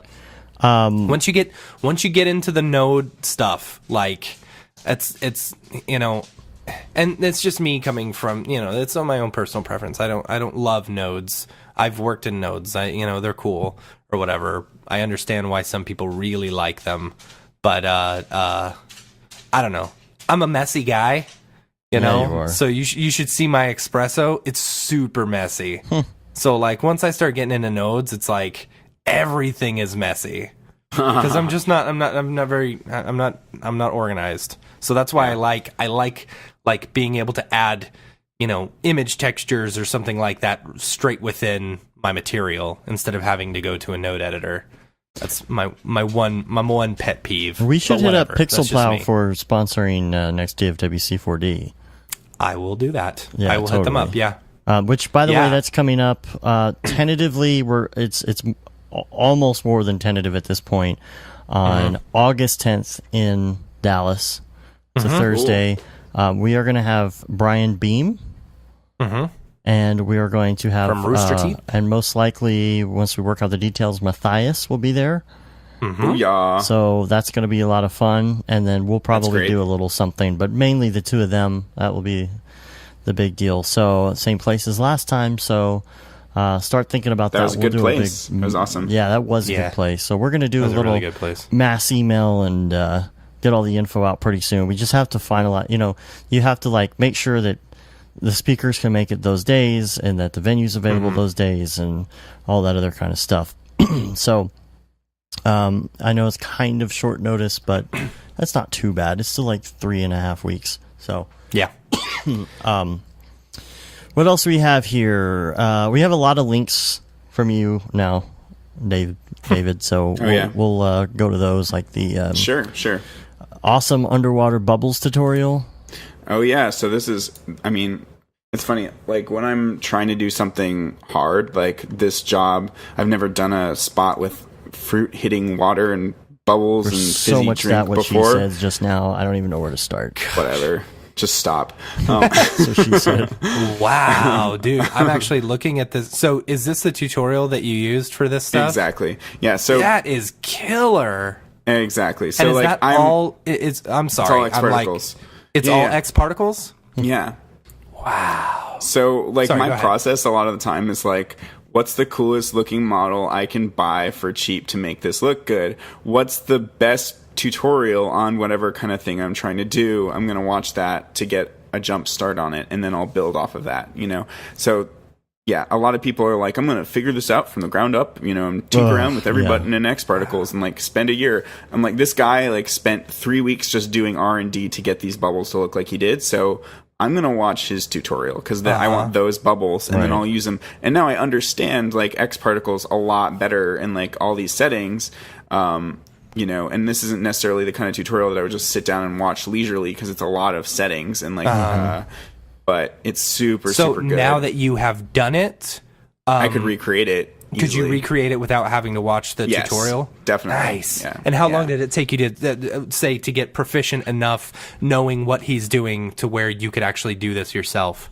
Probably, I don't know, 5 to 10 hours. Like, it's cutting to the quick because you're just looking at what he's done. He's put in the hard work, the 3 weeks of like testing this stuff and getting the look right. Does you this know? also come with like project files as well? Yeah, if you email it, once you buy it, if you email him, he sends you the project Nice. files.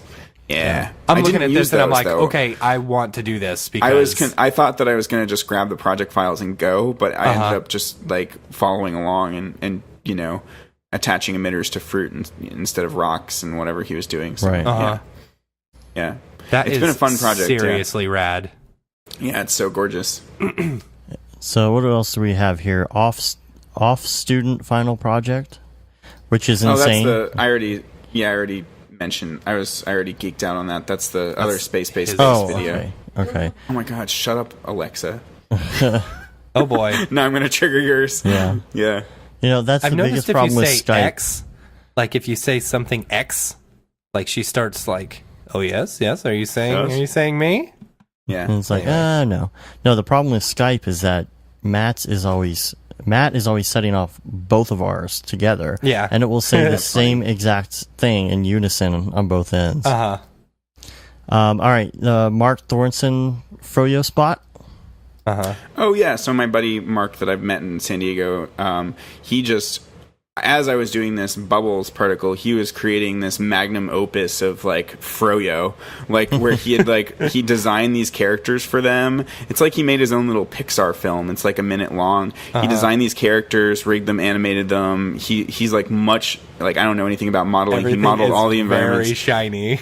so shiny. It's super cute. And I love some of the camera moves, like where they're both like running in super motion blur at each other, and then just little tricks of like having the character like facing the camera as the camera's turning around. Just little cute things. And he'll like jump between poses really quick, and then have the dude dash off, and he'll turn into lightning, and just lots of little nice touches. Frozen yogurt looks pretty good. Yeah, I was totally. going to ask about. I wonder how that was. Is it very fluid, or maybe it's just like spline with textures on it? I think he may have. Yeah, I don't think he went to the trouble of simming that. Like, he knows RealFlow, like the actual standalone RealFlow. But that would be a lot of trouble. It'd be a lot of trouble. I think he just made it good enough so that you see it come out, and then you cut to the final. On that, because like, who wants to do that, like viscous, right?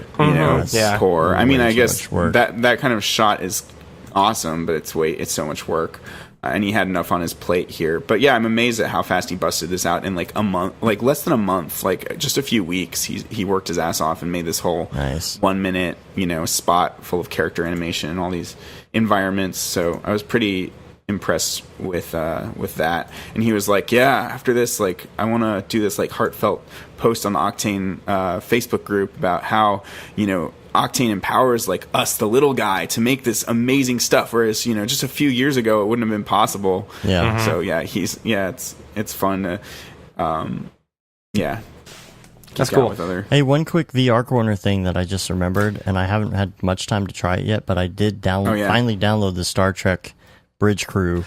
Oh yeah, how is it? How's it? Really, I've barely had any time with it, but really cool so far. I just very bought, detailed.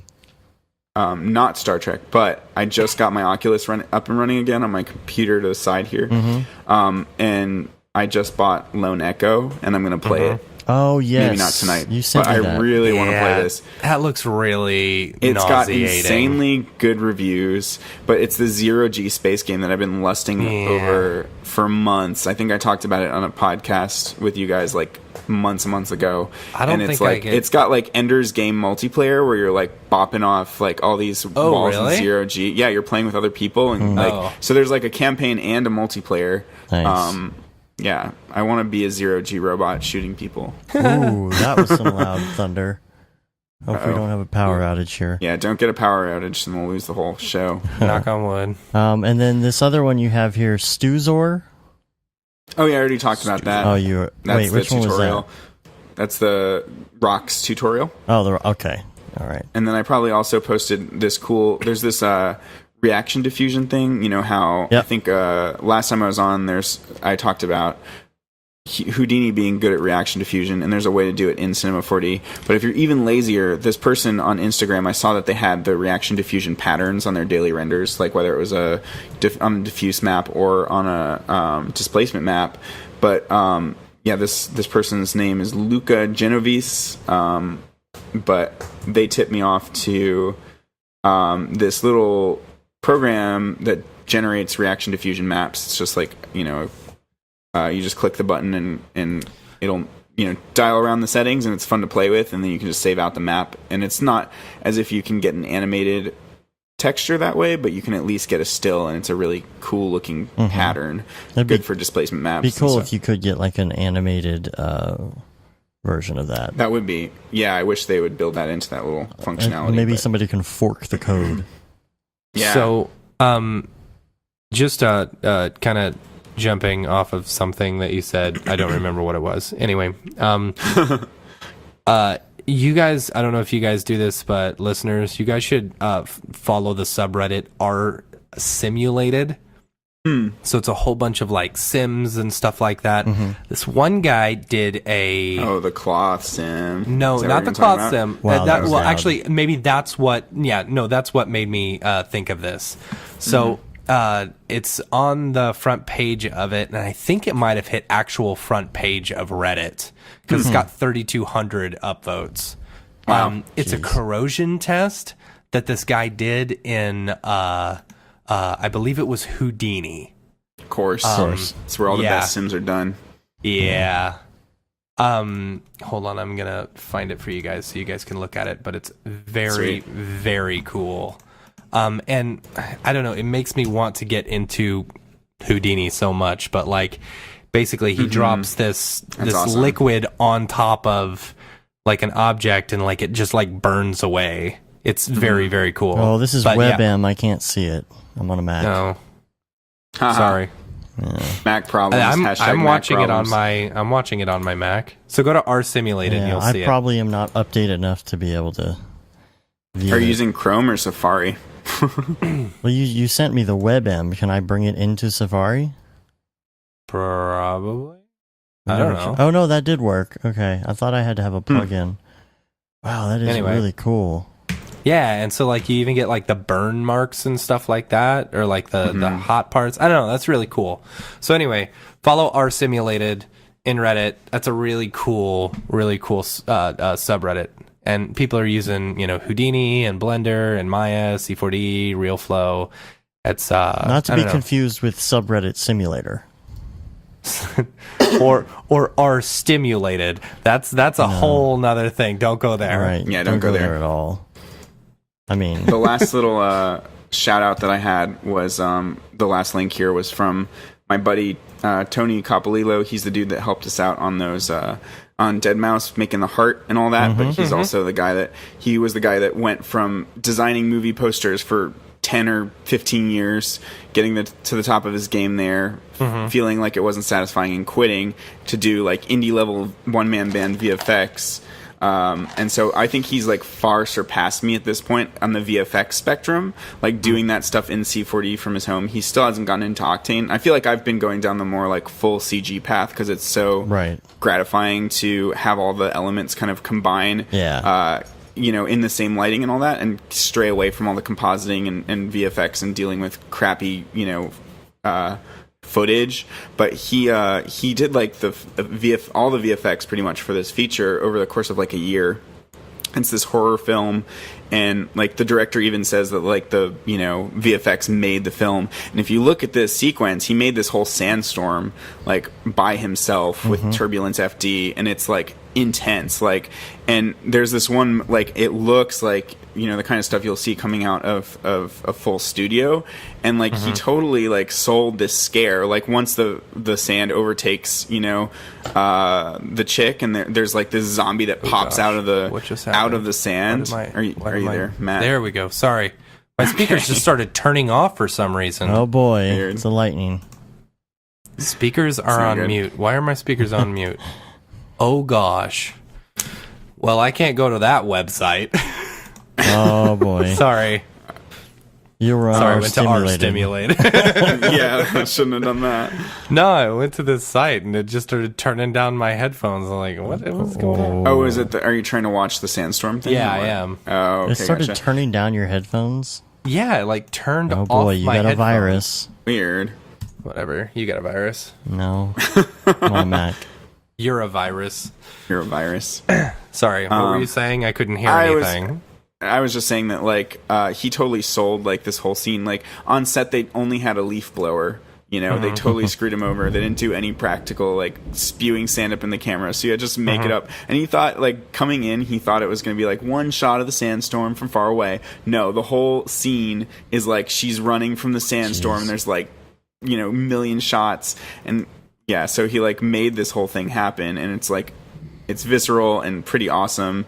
Like sells the scare, and then he was also showing me his like workflow, which I mean I've known of this, but I hadn't thought of how useful it is. So do you guys ever stabilize, like work in the stabilized state, do your VFX there, and then unstabilize, right? You That's did a tutorial for us on workflow. I did. You're right, but it's a familiar workflow, but a lot of the time I'll just, if it's a normal kind of shot, I'll just 3D track it and go from there and be like, okay, it's good enough. But for some things, like he's got these wild camera moves where a lot of the time you can't tell if your track is solid or not, right? It's very hard because like you're maybe watching a null move around the scene. You're like, I think that's on. I think it's, pretty solid. But instead you could like just stabilize the whole damn thing in Mocha, and then you'll be able to see any kind of bumps. Right. Like say you're stabilizing around something, so have this wild camera movement, but then you'll see the plate of of everything looking stable, and then the frame moving all around, and then you can add your effects, and then he'll reapply that same camera move after the fact, Right. which is something I don't think to do enough, because it's a really good like ground truth for how well your track is working, and it also allows you to like where it's not working to like bump it around by hand and like stabilize it even more by hand. So Right. some of the shots where like they're running around crazy with the camera flinging everywhere, he was able to get a really good solid track on it, or like a brute force method that actually is testable versus just like kind of fudging it around till it feels good enough. Right. So I thought that was cool. Yeah, he's just got some interesting all techniques of the now. sand. All of the sand was CG. All of the sand. Yeah, it was CG. He like used video co-pilots, like those stupid flower things that Andrew Kramer did. He also used like a lot of X particles. He used Turbulence FD, and he used a lot of trap code, like basically pulling out all the stops. Every plug-in and thing you can get your hands on, to make it happen with that. And it's pretty. Wow, dude, so that's pretty convincing. sick. It's pretty sick. Yeah. So. Good job, Tony. Just wanted to. Well done. Yeah. What else do we have? Okay, so we got two more real quick. We got a cool cloth sim by Aaron Covret. Covret. Okay. Who actually, gosh, can you guys hear the thunder through my microphone? Yeah, I heard that one. Wow. I thought that was like, something like hitting. I thought the it was phone your rolling or cat something. knocking something It's over. really close. It's really close. Who also, by the way, happened to say, "Hey, dudes, thanks for the plug on the last show." What did we plug? I forgot what we plugged. It was, oh gosh, what was it again? It was, I think it was something in a tweet or something. I can't remember now. Is that what it was, or was it an email? You're gonna make me go look now, aren't you? All I remember is that. Oh no, it's the espresso rig. The light yes, espresso the rig. new espresso rig. Yeah. Yeah. Oh wow. Okay, Yeah. so this cloth sim. I have liked his stuff for a very long time. He did a bunch of these really, really cool renders of like air conditioning units. Like I don't know, that sounds weird, but it's like this. I think I know what you're talking about. Those sexy air conditioning units. I mean, Like a whole bunch of them, right? I'm gonna show you. You're Yeah. gonna be like, wow, those are the will say, all right, sexiest wow. air conditioning units I've ever seen in my Nice. I life. think I remember seeing awesome. this. It was Yes. probably in our Twitter oh, feed. dude, Yep. yeah. Yeah. That looks a lot like Joseph Bashara's work. I love air yeah. conditioning units with those wires. Yeah. Yeah. Anyway, I played around with the lighting rig. like the It's camera actually very movements, cool. It's very, very cool. I like it. It's very customizable. Sweet. So yeah, that cloth sim is really cool. We'll put a link to that. What's the Twitter. lighting rig again? What does it do? It's an espresso rig for customizable signs. neon signs. Oh yeah. See, I need that. I need to do that. Oh, it was for Yeah. the neon signs. Okay, I thought it was the. Yeah. I thought it was the. So it's custom espresso rig it's we free. talked about. You No. know, you can Wow. throw him. Signs. I think you can throw him whatever you want. It's like a name your own price type thing. You know, we threw That's him. great, We yeah. threw him some bucks for it. So I'll start integrating that with my future cities and Blade Runner. Yeah, stuff with totally. that going. Yeah. Oh, I dude, like that there's you gonna like- be a whole Blade Runner kick now that the new one's coming out. know. oh yeah, no, dude, that kick's been going for a while. Yeah, it's know. gonna David, it's gonna you're kick definitely up even more. pushing that kick too with some of your Yeah. I know, with my- tutorials and stuff. Yeah, I know, right? It's gonna get bigger. I guess it's gonna get bigger now with the movie. I think it's Mm-hmm. just gonna take over. Did you guys see my latest Instagram post? There's one that looks like super Blade Runner. Is it the one with where you're flying through the whole city and stuff? Yeah, Yeah, that one's It's like I saw super that red. Thanks. Yeah, that's nice. I was just rendering camera moves because I'm going to talk about good versus bad versus, or just different ways you can utilize focal length and stuff in my SIGGRAPH talk. It's mostly about digital cinematography. Cool. So I did a lot of extra Are renders. you staying for my- away from Octane talk? I actually am. Well, I actually am. I'm using Octane on a couple things, but on this I'm staying much more conceptual and just talking about general techniques for improving your Cool. cinematography and like taste and like where you can put the camera to make things look certain ways, and depth of field, motion blur, lighting, that kind of area light versus HDRI talk. Yeah. A lot of that kind of stuff. I think Yeah. people will probably use Octane. right? I mean, because that's all. Hope so. I want him to drop all his Octane secrets, he but even if he can. just does modeling, I guess I just, he can just teach me about Beeple modeling. does what he That's wants. all. If he wants to do Dude, Octane, he's going to do I Octane. can't He do what even he want. believe. I can't even believe you have not done Make It Look Great 11 yet. I have. I've done some of it. Not. Oh. It's just a slog. It's like 24 hours. Dude, like, it's just like... I need to like take a month off and like go through it and practice Can we all just all get the time. paid to just screw around with this stuff? That would be right? awesome. There's got to be honestly, someone that's who's what I want willing my to pay job. for an It is- R&D job, right? It is Yeah. all about it. Like, it's all about subdivision surface modeling. Like, I know. learning how to good subdivision surface modeling is just like killer. It's I so know. good. There's also a new Learn Squared class that looks sick, or that I got as well. That's Maxim J something. I don't remember. Maxim Zeskov, I think. And he shows his crazy. Are you saying that architectural- backwards? Sounds like you're saying someone's No. name backwards or something. I know, it's weird. Maxim Zeskov, but he made like one of the most amazing shorts with this creature, where the creature was like on the like this moon, and then I don't know. It's just like one of the most beautifully rendered shorts I've ever seen. But he does a lot of architectural futuristic design, and so he shows his like modeling process. So I'm kind of interested in that. I wish there were more, like, Making It Look Great 11. I think is amazing for people that want to learn the most proper like way to model. Yes. Okay, But I can see that. I maybe want to learn the fast way. Like Beeple's like Yeah. I just throw garbage geometry together and I like just do all these extrudes and like delete stuff and like Yeah. Beeple, Yeah, but he's been doing it for so long. He knows how to make, like, he knows how Where to to make cut corners. futuristic looking stuff really quick. Yeah. You Right, know? but he Greebles. didn't necessarily like, do it the hard, like tedious way first, like the most like I don't know what He the didn't word do it is, the, like proper. the correct way. The the proper way. Yeah. He didn't do Yeah. it the proper way first. He's like, I'm going to cut to the quick and watch, these other dudes that are modeling pros and how they get stuff out super fast, and then do that myself. Yeah, David, you look so tired. a little tired. I'm tired too. Well, we only got one more link. It's extinguished. And Matt, you can probably tell us about Oh yeah, this. yeah. So I was literally on Reddit right before this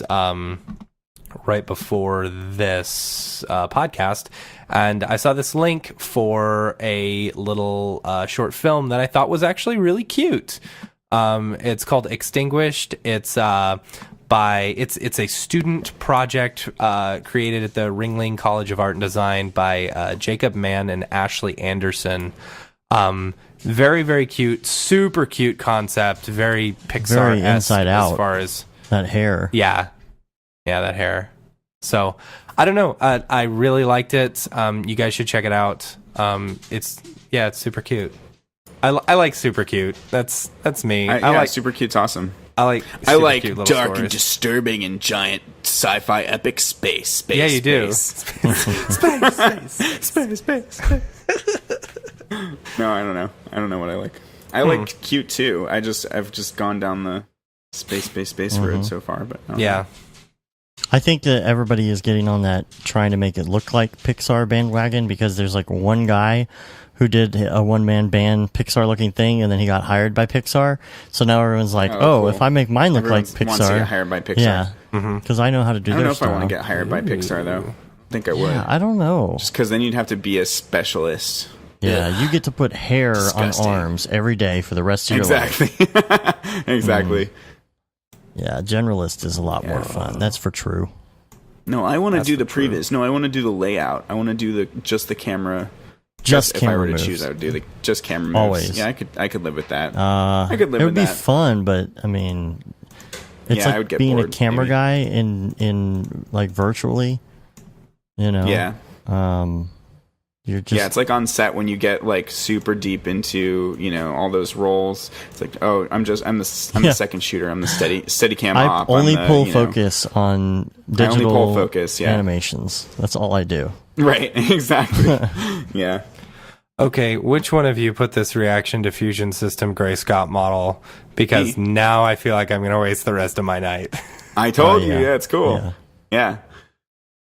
glad my links are distracting you. I want to take like a screenshot of this and use it as like a displacement You must map. not You're have not listening to the brain show at all. Did I not hear That's that? exactly what I was using. Oh, man. That's like what I'm talking about using it you for. can hit save. I- Hit the save Did I button. Did I really Yeah, not there's hear a this? save I love you, button. Matt. How did I not hear this? Oh no, Must have zoned I was out. dead at the time. I was flapping my gums about something technical. What? Yeah, there's a save button Where? and the don't see dingus. The ding. Okay, Yeah. I see it now. Take snapshot. Neat. So the last thing I wanted to talk about. So did you make a brain with it? No, Oh, that would be cool. yeah, it would be cool. Looks like a squiggly. What was the brain. last thing you I wanted to know. do?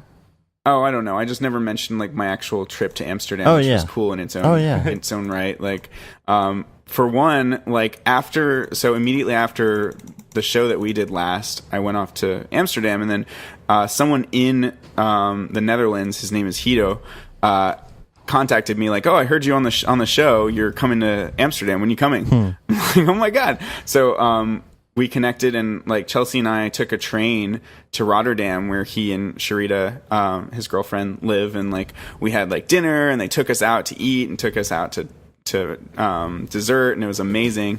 There's just schmoopy on the screen. There's a schmoopy on the screen. And we went to these crazy like weird cube houses that are bizarre architecture, like leaning, like you have to like these weird cubes up in the, I don't even know how to describe this place. So yeah, we toured around Rotterdam. It was amazing. But then this, and then we like went back to their place, and he showed me his sweet man cave, which was way Did he show you more- his place too? Yeah, that sounded funny. But yeah, he's got like an epic setup, and I was like, oh my god, yeah. My life is so sloppy compared to you. But yeah, I mean, it's just so cool that like the MoGraph community is like, Yeah. it's incredibly like small, but it's also global. So it's like cool that he was like, oh, there's nobody else in my town that uses Cinema 4D and Octane. And I hear that all the time. Like, oh, the community here sucks. It's so small. Yeah, but also you Wherever get go, all the money. Even like San Diego. Right, exactly. You've got a monopoly.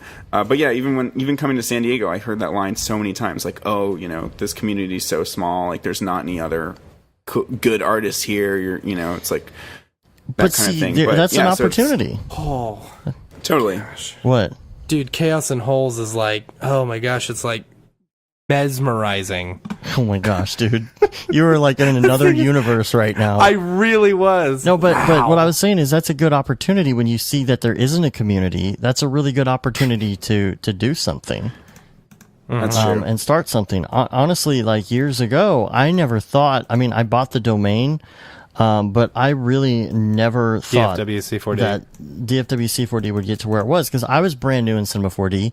I wanted to find other people who could do Cinema 4D, and like it was Dallas. I'm like, Dallas, I mean, does Dallas really have that many Cinema 4D artists around? Like, how can I find them? There's no resources on the internet. This was, I don't know, 6 or 7 years ago at least.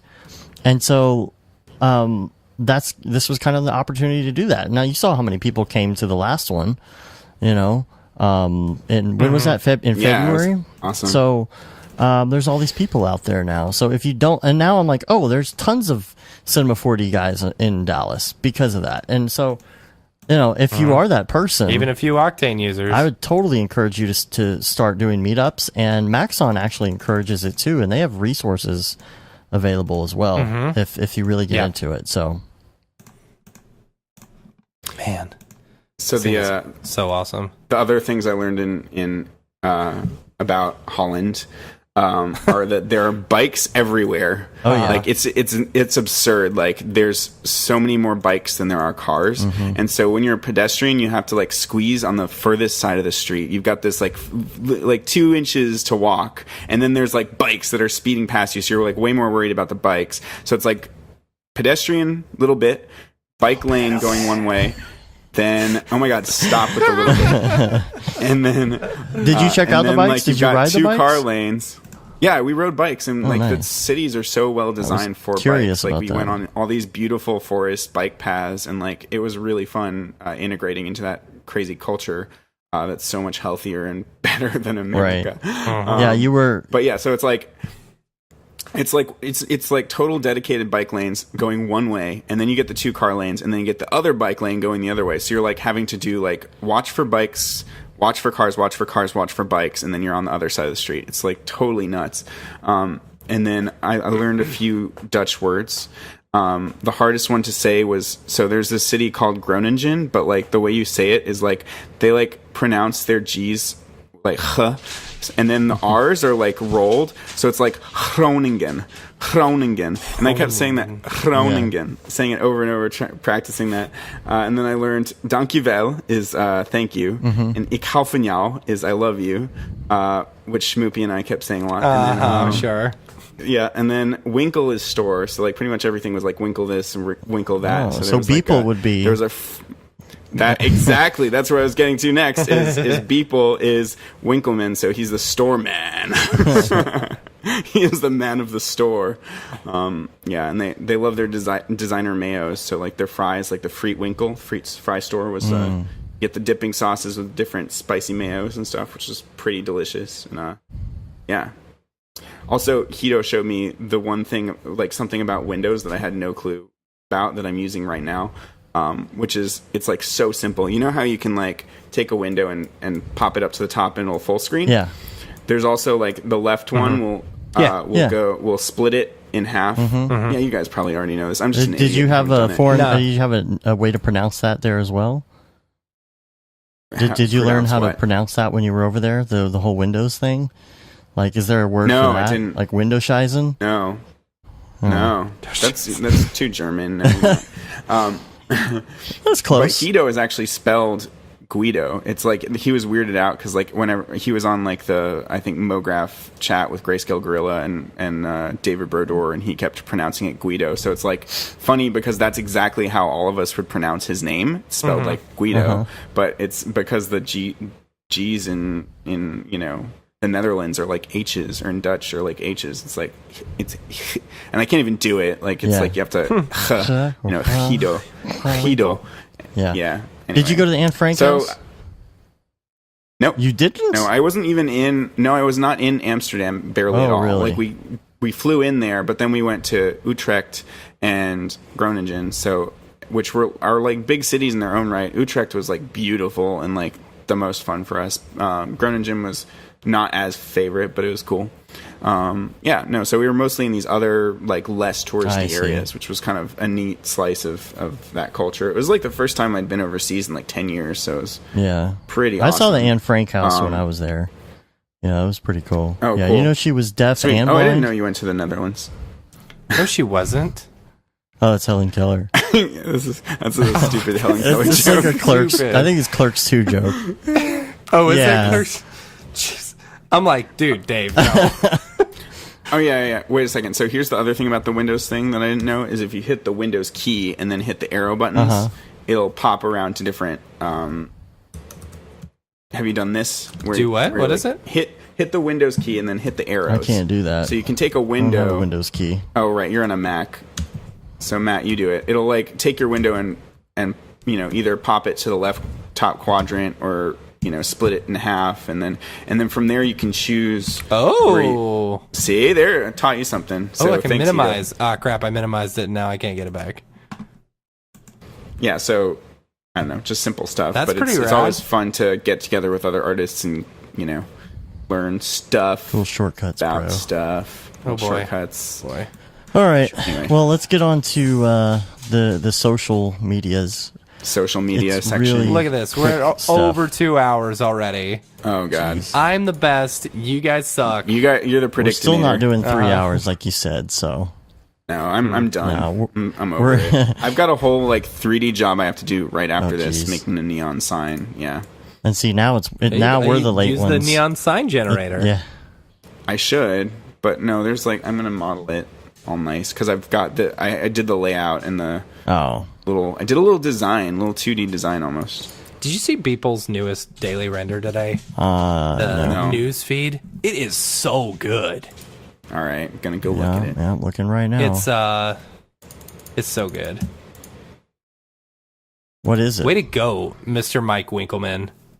It's here. I'll just copy. No, the I got tweet. it. I got it. It's the thumbs up thing Oh, on the trough. oh man. Or whatever. See, now that is kind of deep right there. When he was on the show, he was talking about how he didn't have Sheep. meaning to some of this stuff, but For the likes. Yeah, he's been doing a lot of this stuff lately, and I think it looks. Maybe we convinced him to instill some meaning in his work. Yeah. After all the 10 years of total fluff trash. I mean, that's such a He's finally like deciding on some story. Yeah, Beeple's all fluff. I mean, it's all fluff. He's just Yeah. fluff. It's meaningless. that's so garbage. deep though. Like visual it's supposed to be like a noise. like, and the pigs are eating all the likes. I and get so, it. I get it. Yeah. Thanks, We are, Dave. we are the sheep. Oh, Thanks the for pigs. Yeah. Well, Thanks for for the describing the people art. The like listening to trough. the show are not going to know what we're talking about. Okay, You know, I was going to say. I'm talking to You the have audience I think, here. I think that actually, This isn't just if we a asked him Skype about this, call. he'd be like, "This is not deep at all. This is because I'm really angry at social media and how they keep pushing all this Trump BS on me, and I hate the news right now. So this is what I did to get that out of my system. You know, And on the like left, it. there's a very I set subtle. it as my background on my phone. Ooh, see that? Way to go, Ooh. people. suck up. Oh, dude, I need to. I should bring my my printout and have him sign it while we're Oh, there. jeez. How funny would that be? I bring it with me into SIGGRAPH. Hey, Hey, will you people, sign can this? sign And you got to Sign this. sit in the front row and hold it backwards and not let them see what it is at the booth. And then and when they take questions, you're like, "Hey, will you sign this?" No, I put it to the side of me, and then when they ask for questions, I slowly bring it up and just put it right Yeah. here on my And lap. say, "Will you sign this?" Like live Did you guys on see C40 Live. his render from like 2 times ago? There's this one, the spirally thing, where it just says "F it" in the middle. And you know exactly Yes, what I that did. was. Yeah. Is like it was Yeah, a this short is day. like cloner. Yeah, short day cloner colors. Yeah. And then the one I like this ghost box one. This one's nice though. I love the vine. I feel like this is maybe he's getting into ivy grower because there's some nice ivy going on. I need to get into ivy. this is the grower. portion of the show where we critique Beeple. We're just going through the feed now. We've got Ravcock, we've Yeah. got like social media. This we've is got, where we Matt need to goes just through his go Twitter Yes, and say, we go "Hey, through. did you guys see Yes, this one? new Did you guys segment. see We go that?" through all 7 of them every week. Oh my God, That's we're like going to a really do that good now. idea, Yeah. It's like, I think he was pretty low on effort on this one. Yes. We do the people review. I really like Oh. this like field that's been, transformed into a cylinder here, like with the flowers. It's really got a nice, like warm, glowy, like a golden hour vibe. Well, Oh no, my like, gosh, dude. for That's in the example, notes for next week. It's a thing now. Good. For the like, look at the one he did today with the thumbs up, and look at the. Did do you you see think the he used Apple one? scatter on that? Do The you think he Genius used Bar scatter? one. Yeah. The Genius Bar one, it's very similar. Like You idea can or become whatever. those I guys really that like make it. up really elaborate stories. That's what I'm saying. for We'll his, come up with a story. We'll talk about how it was technically made, but we're going to come up with a story Right. for each one. Oh, dude. Oh, New that's segment. really good. It's pretty good. Yeah, I like it. Okay. Okay. Like with the Apple one, we could be like, those textures, those aren't just straight up, black body emissions. He's using some actual textures in the lights there that he must be using texture emission. He's using real black bodies. I get it. I don't know what that means. And like these people in the Apple one, it almost Yeah. reminds me of the people that were in the Apple commercial, like the kind of drones that were sitting there in the very first Macintosh commercial. Like the 19 or the 18, 1984. whatever that is. That Yeah. one, 1984, yeah. Yeah. Now the person in the front, No. But I'm pretty sure these are the guys that he uses for like every one of his meditative / prayer scenes. now the guy in the front, he's I don't know where either he gets praying or those he guys. I has don't know a if it's all question. Daz. Do you think This it's all Daz? is how our show becomes 3 hours long. Yeah, that's true. You're right. If you Yeah, we're don't just want a getting 3 hour stupid. show, then you guys need to shut No, up. I think we do need to do a couple of these though, because like I'm Yeah, feeling this that's vibe fun. right now. Oh boy. I'm feeling the vibe. Anyway. Okay, look at July 20th. Okay. This is White Rubicon. Now, knowing Beeple, we know technically exactly what that is. There is an area light, an octane area light facing the camera. It could be a cube. It could be. I don't think it is. See, You I would've seen think he's perspective. very geometric. So, You would have seen perspective. gosh. You're right. You would see perspective because Yeah. it's a wide lens. Yeah. Now, what do you think about the flowers in the front? I'm pretty sure it's Forester, but then change the colors to orange and blue. Yeah, actually, I can't do this. I can't do this seriously. That might be. It might be because Forester. Yeah, you just do some weird colors. No, he's lazy. He uses Forester on everything. And then, of course, like the water is probably just a bump map of some noise. Maybe. I mean, you didn't have to do anything. Could be displacement. Yeah, but look at the actual texture on the water. I think it's like this displacement. oily, like a low like displacement. Oh, look, and it's a whatever. texture on the water. Do you think it's even underneath, or is it just like a glossy? Nah. I don't know. It's just You don't glossy. see any It depth. might be the refraction. Oh might be my the gosh! refraction All from. right, come on. Okay, let's now move what's on. the story to this? We have this will be our. What about the pillars? You haven't discussed the pillars in this. Okay, in the this pillars image. in the image. Or the post processing with the dirt and scratches. I want to know bro. about that process. I don't think he'll talk about It's just that. overlaying some dirt and scratches. Well, yeah, I mean, but if he has like a set that he goes to, because you can also see there's like some thumbprints and stuff. You think he's going to like Polygon and just downloading some stuff, or a library? I feel like he's been using these dirt and scratches textures since a long time, and it's probably not Polygon. I mean, at this point, it must be maybe even like a Photoshop. I admit that there is process. something fun to reverse engineering people's work and trying to figure out, what they've done, and like taking guesses and betting on what the different techniques and software, whatever's they've used are. If you're following along at home, we're on July 20th. Oh my gosh! Okay, so now you're following- the pillars. Oh my the gosh. Pillars, No. Is there any displacement? Matt, you just need to leave now. Okay, Doing before this. we go, you guys do have I'm to tell gonna go me ahead what and the story apologize is. to all of our listeners now. Before we go, you do have to tell me what the story is behind I guarantee you, my Okay, wife we're just my doing wife this was one. gonna story say, on this dude, one. that part where you guys were critiquing people's work, that was terrible. Everybody's going to say Don't ever that do was the again. freaking best. Do that every week. Yeah, exactly. Okay, so So you're wondering what What the is the story is? story? I think it's as a portal into another world. He's like looking through this white cube, and maybe it's VR, man. It's like the Matrix. do you think that maybe that's purgatory on the other side of that? And it's Could just be. like completely I like think you limbo. would probably float, like once you pass through that dimension there, definitely. you just kind of start floating like an Now, angel. would it close once you went through it, though? I don't know. I'd like to think that it would stay open. It's well, so I hope so, but I would be scared that I would go in I wouldn't want to be stuck out in that white void, forever. I mean, that's forever. Yeah, it's so Yeah, I terrible. love the bored look on Matt's face. Like, this is hilarious. Like, I would want to stay in the flower, like this flower oasis. This flower oasis is where I would want to live. I wouldn't want to go through the portal. I'd maybe look through it like that dude, but I'd be worried that I would get sucked in. okay, it's very small though. Do you think that the black in the? Do you think that's a sky, or do you think that's like the dome? Like this is an indoor aquarium type place that you're in here. I feel like it's subterranean. I feel like those columns Okay. support something, and I feel like it's this oasis cave. It doesn't feel like it's nighttime. It feels like we're deep underground right Okay, now. so the light is just coming from the area light there in the middle. Yeah, I gotcha. And what's the story of the guy? Because it looks like he has something in his hand. So I'm wondering, like, Kind of does. he's very relaxed looking, like he's just checking it out. Yeah, he's just He's a chill. space tourist. Yeah, I think so. And he's like, Maybe yeah. maybe his job is to pollinate all the flowers inside this realm. I don't know. I think he looks more like a tourist. Like he has a jacket. He's holding a piece of paper Now like I it's think a you guys map are or doing a this tour just to guide. piss me off. Matt, this is very Yeah. serious. See, I played a game. Stephen Matthew was on the show before. I used to play a game with him sometimes when we were in bars, where we would sit across the bar and we would look at people and we would pick out one or two people in particular that were like talking to each other, and we would come up with these stories as to what they're talking about and what the deal is. Like this guy, he just came in from here, but he doesn't know that the girl across from him. So we'd make up all of these stories to pass the time while we had a couple drinks. It reminds me of that because we're just like, I don't know. Yeah, I don't know. I'm into it. Maybe it's just the delirium setting in. I don't know.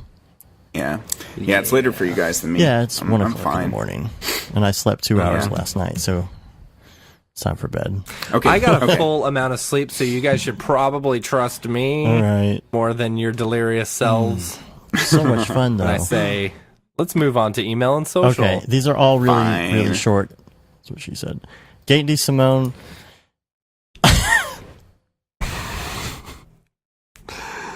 All right. Katie Simone sent this in right before the show. Drinking a sour beer tonight at iDesign at Brograph. You showed me the way. I've never had a sour beer, but they smell delicious. Oh, it's so good. I love them. Pastel Square was just commenting on the show artwork from last week. I actually made that. You went above and beyond on that show artwork. So you posted it. I saw it. I was on the toilet when I was going through my phone when I saw it, and I audibly laughed out loud. It was so funny. Oh man, I had that idea a couple weeks ago too, when that meme kind of started. And man, you thought at first that I found that somewhere. I thought made you that. found it somewhere. Yeah. Yeah, and so dude, it got so many like retweets and stuff just based on the picture and not even the podcast. Yeah. Which artwork? It's from the last episode. Did you see it? Oh, thanks for being a piece of software. Thanks for being a not you stable piece of software. That's that new meme going around Reddit, where the one in the middle is not you. Okay, PF Track is not that stable though. Well, yeah, After Effects is the worst. Yeah. Nuke is. Mocha's pretty stable. I don't know what that is. A lot of people said Illustrator isn't, but what's Illustrator the John is not. Appleseed A? Is that like Logic or some audio Logic? program? Yeah, No. Logic, I ran out of Okay. ideas at that Whatever. point. That one's dead. Who cares? Yeah, stable substance. I like it. Yeah, obviously, Cinema 4D is pretty damn stable. All right. All right. Well, stay tuned next week for Beeple's People, where we will critique. Beeple's People. I don't know. Don't call it that. No. And now it's time for the Beeple's People segment. Oh God, it's gonna be no. Please don't let this happen. I need to mute the mic. I'm leaving all of this in. Oh my gosh. Beeple's People. Oh my Damn. gosh. Back. I hate you so much right now. This is like the shortest social segment, and I have not gotten through two of them. We literally have only social and no email in here, and I can't get through it. Oh gosh. Pro Video Podcast. I swear next week if you bring up Beeple's People, I am turning it off and With I am EJ? leaving. Oh, man. Yeah, no, we're gonna be at SIGGRAPH. We have to do this. And what if we actually no. got Beeple? You know what? No. If Would we there got be Beeple to Inception? Beeple's People. How does he explain his own stuff? So meta. Okay. Gosh. All right. Okay, let's go on to the Pro next Video thing. Podcast says we're going to be on the show next Friday. Love you boys. So good to have you on the Pro Video Podcast. I love you, really, Blair. yes. You're my boy. Really not Jerry on Twitter. Just finished newest podcast. Maybe I'm in the minority, but I like when you guys disagree, especially on Apple stuff. Except when you disagree on Beeple's People. No. Beeple's People is not becoming a thing. Oh, God. It's not. No. I just thought of this show artwork. You know what it's going to be. It's not going to happen. I don't know what it's... Oh, Stop trying to make Beeple's People happen. It's not going to happen. And we know the episode name now, too.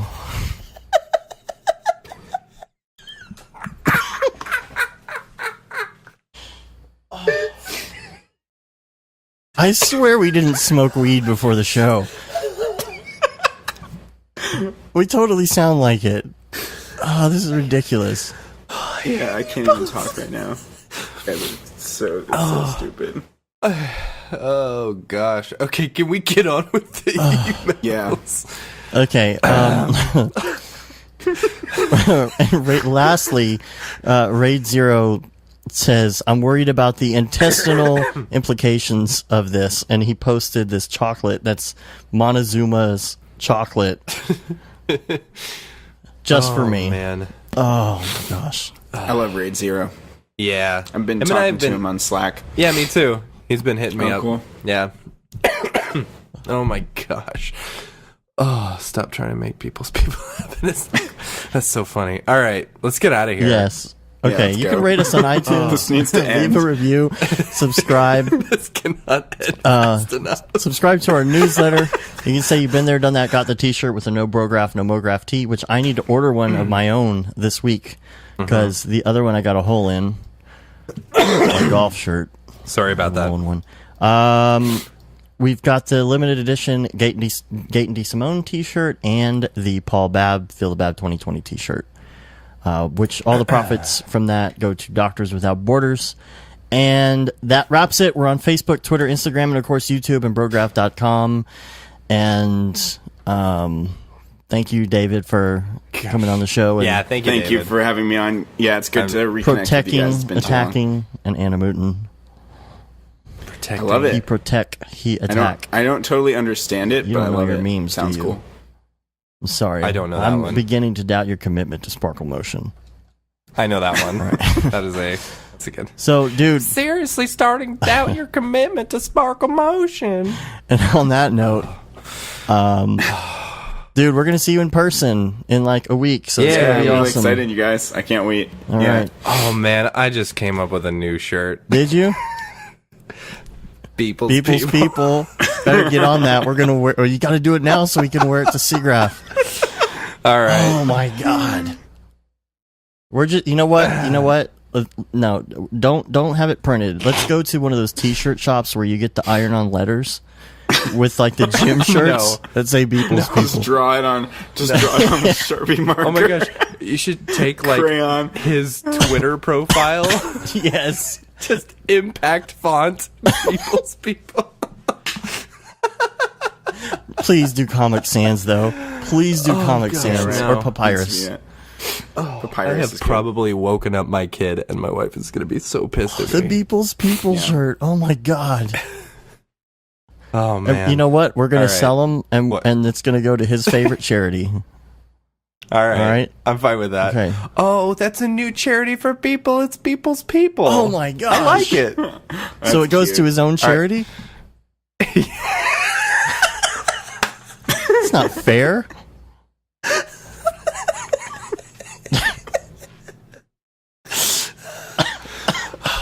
I'm leaving you All right. every second of this Can we in. please? Can we please Okay. sign off? All right. Until next week, I'm Dave. I'm Matt. I'm David. Have a good one. Later, bros. Later, bros.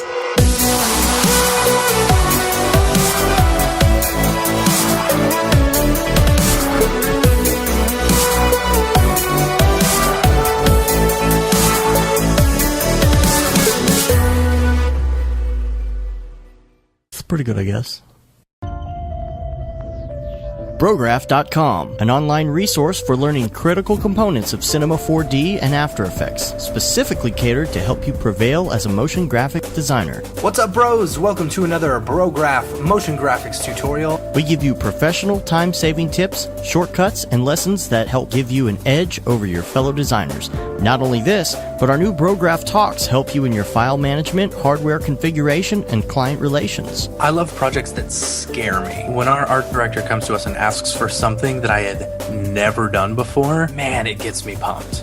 Join us for live sessions, check out our crazy Cinema 4D experiments, or just watch our Fun with Brograph series, where we show you practical applications for techniques learned in previous tutorials. Do this from the beginning, and your client is going to respect that, and they're going to respect you, and they're going to respect your time. Subscribe today and get automatic updates on the latest tutorials, tricks, tips, and inspiration brought to you by industry professionals Dave Koss and Matt Milstead, all with a slight dash of dry humor peppered in. Real nice banana. Brograph.com, your source for tutorials that will help you thrive in the motion graphics industry. Don't just play around with Cinema 4D and After Effects, master it, and make money by becoming indispensable at your workplace. We don't care how you get here, folks. Just get here. Subscribe now to Brograph Tutorials.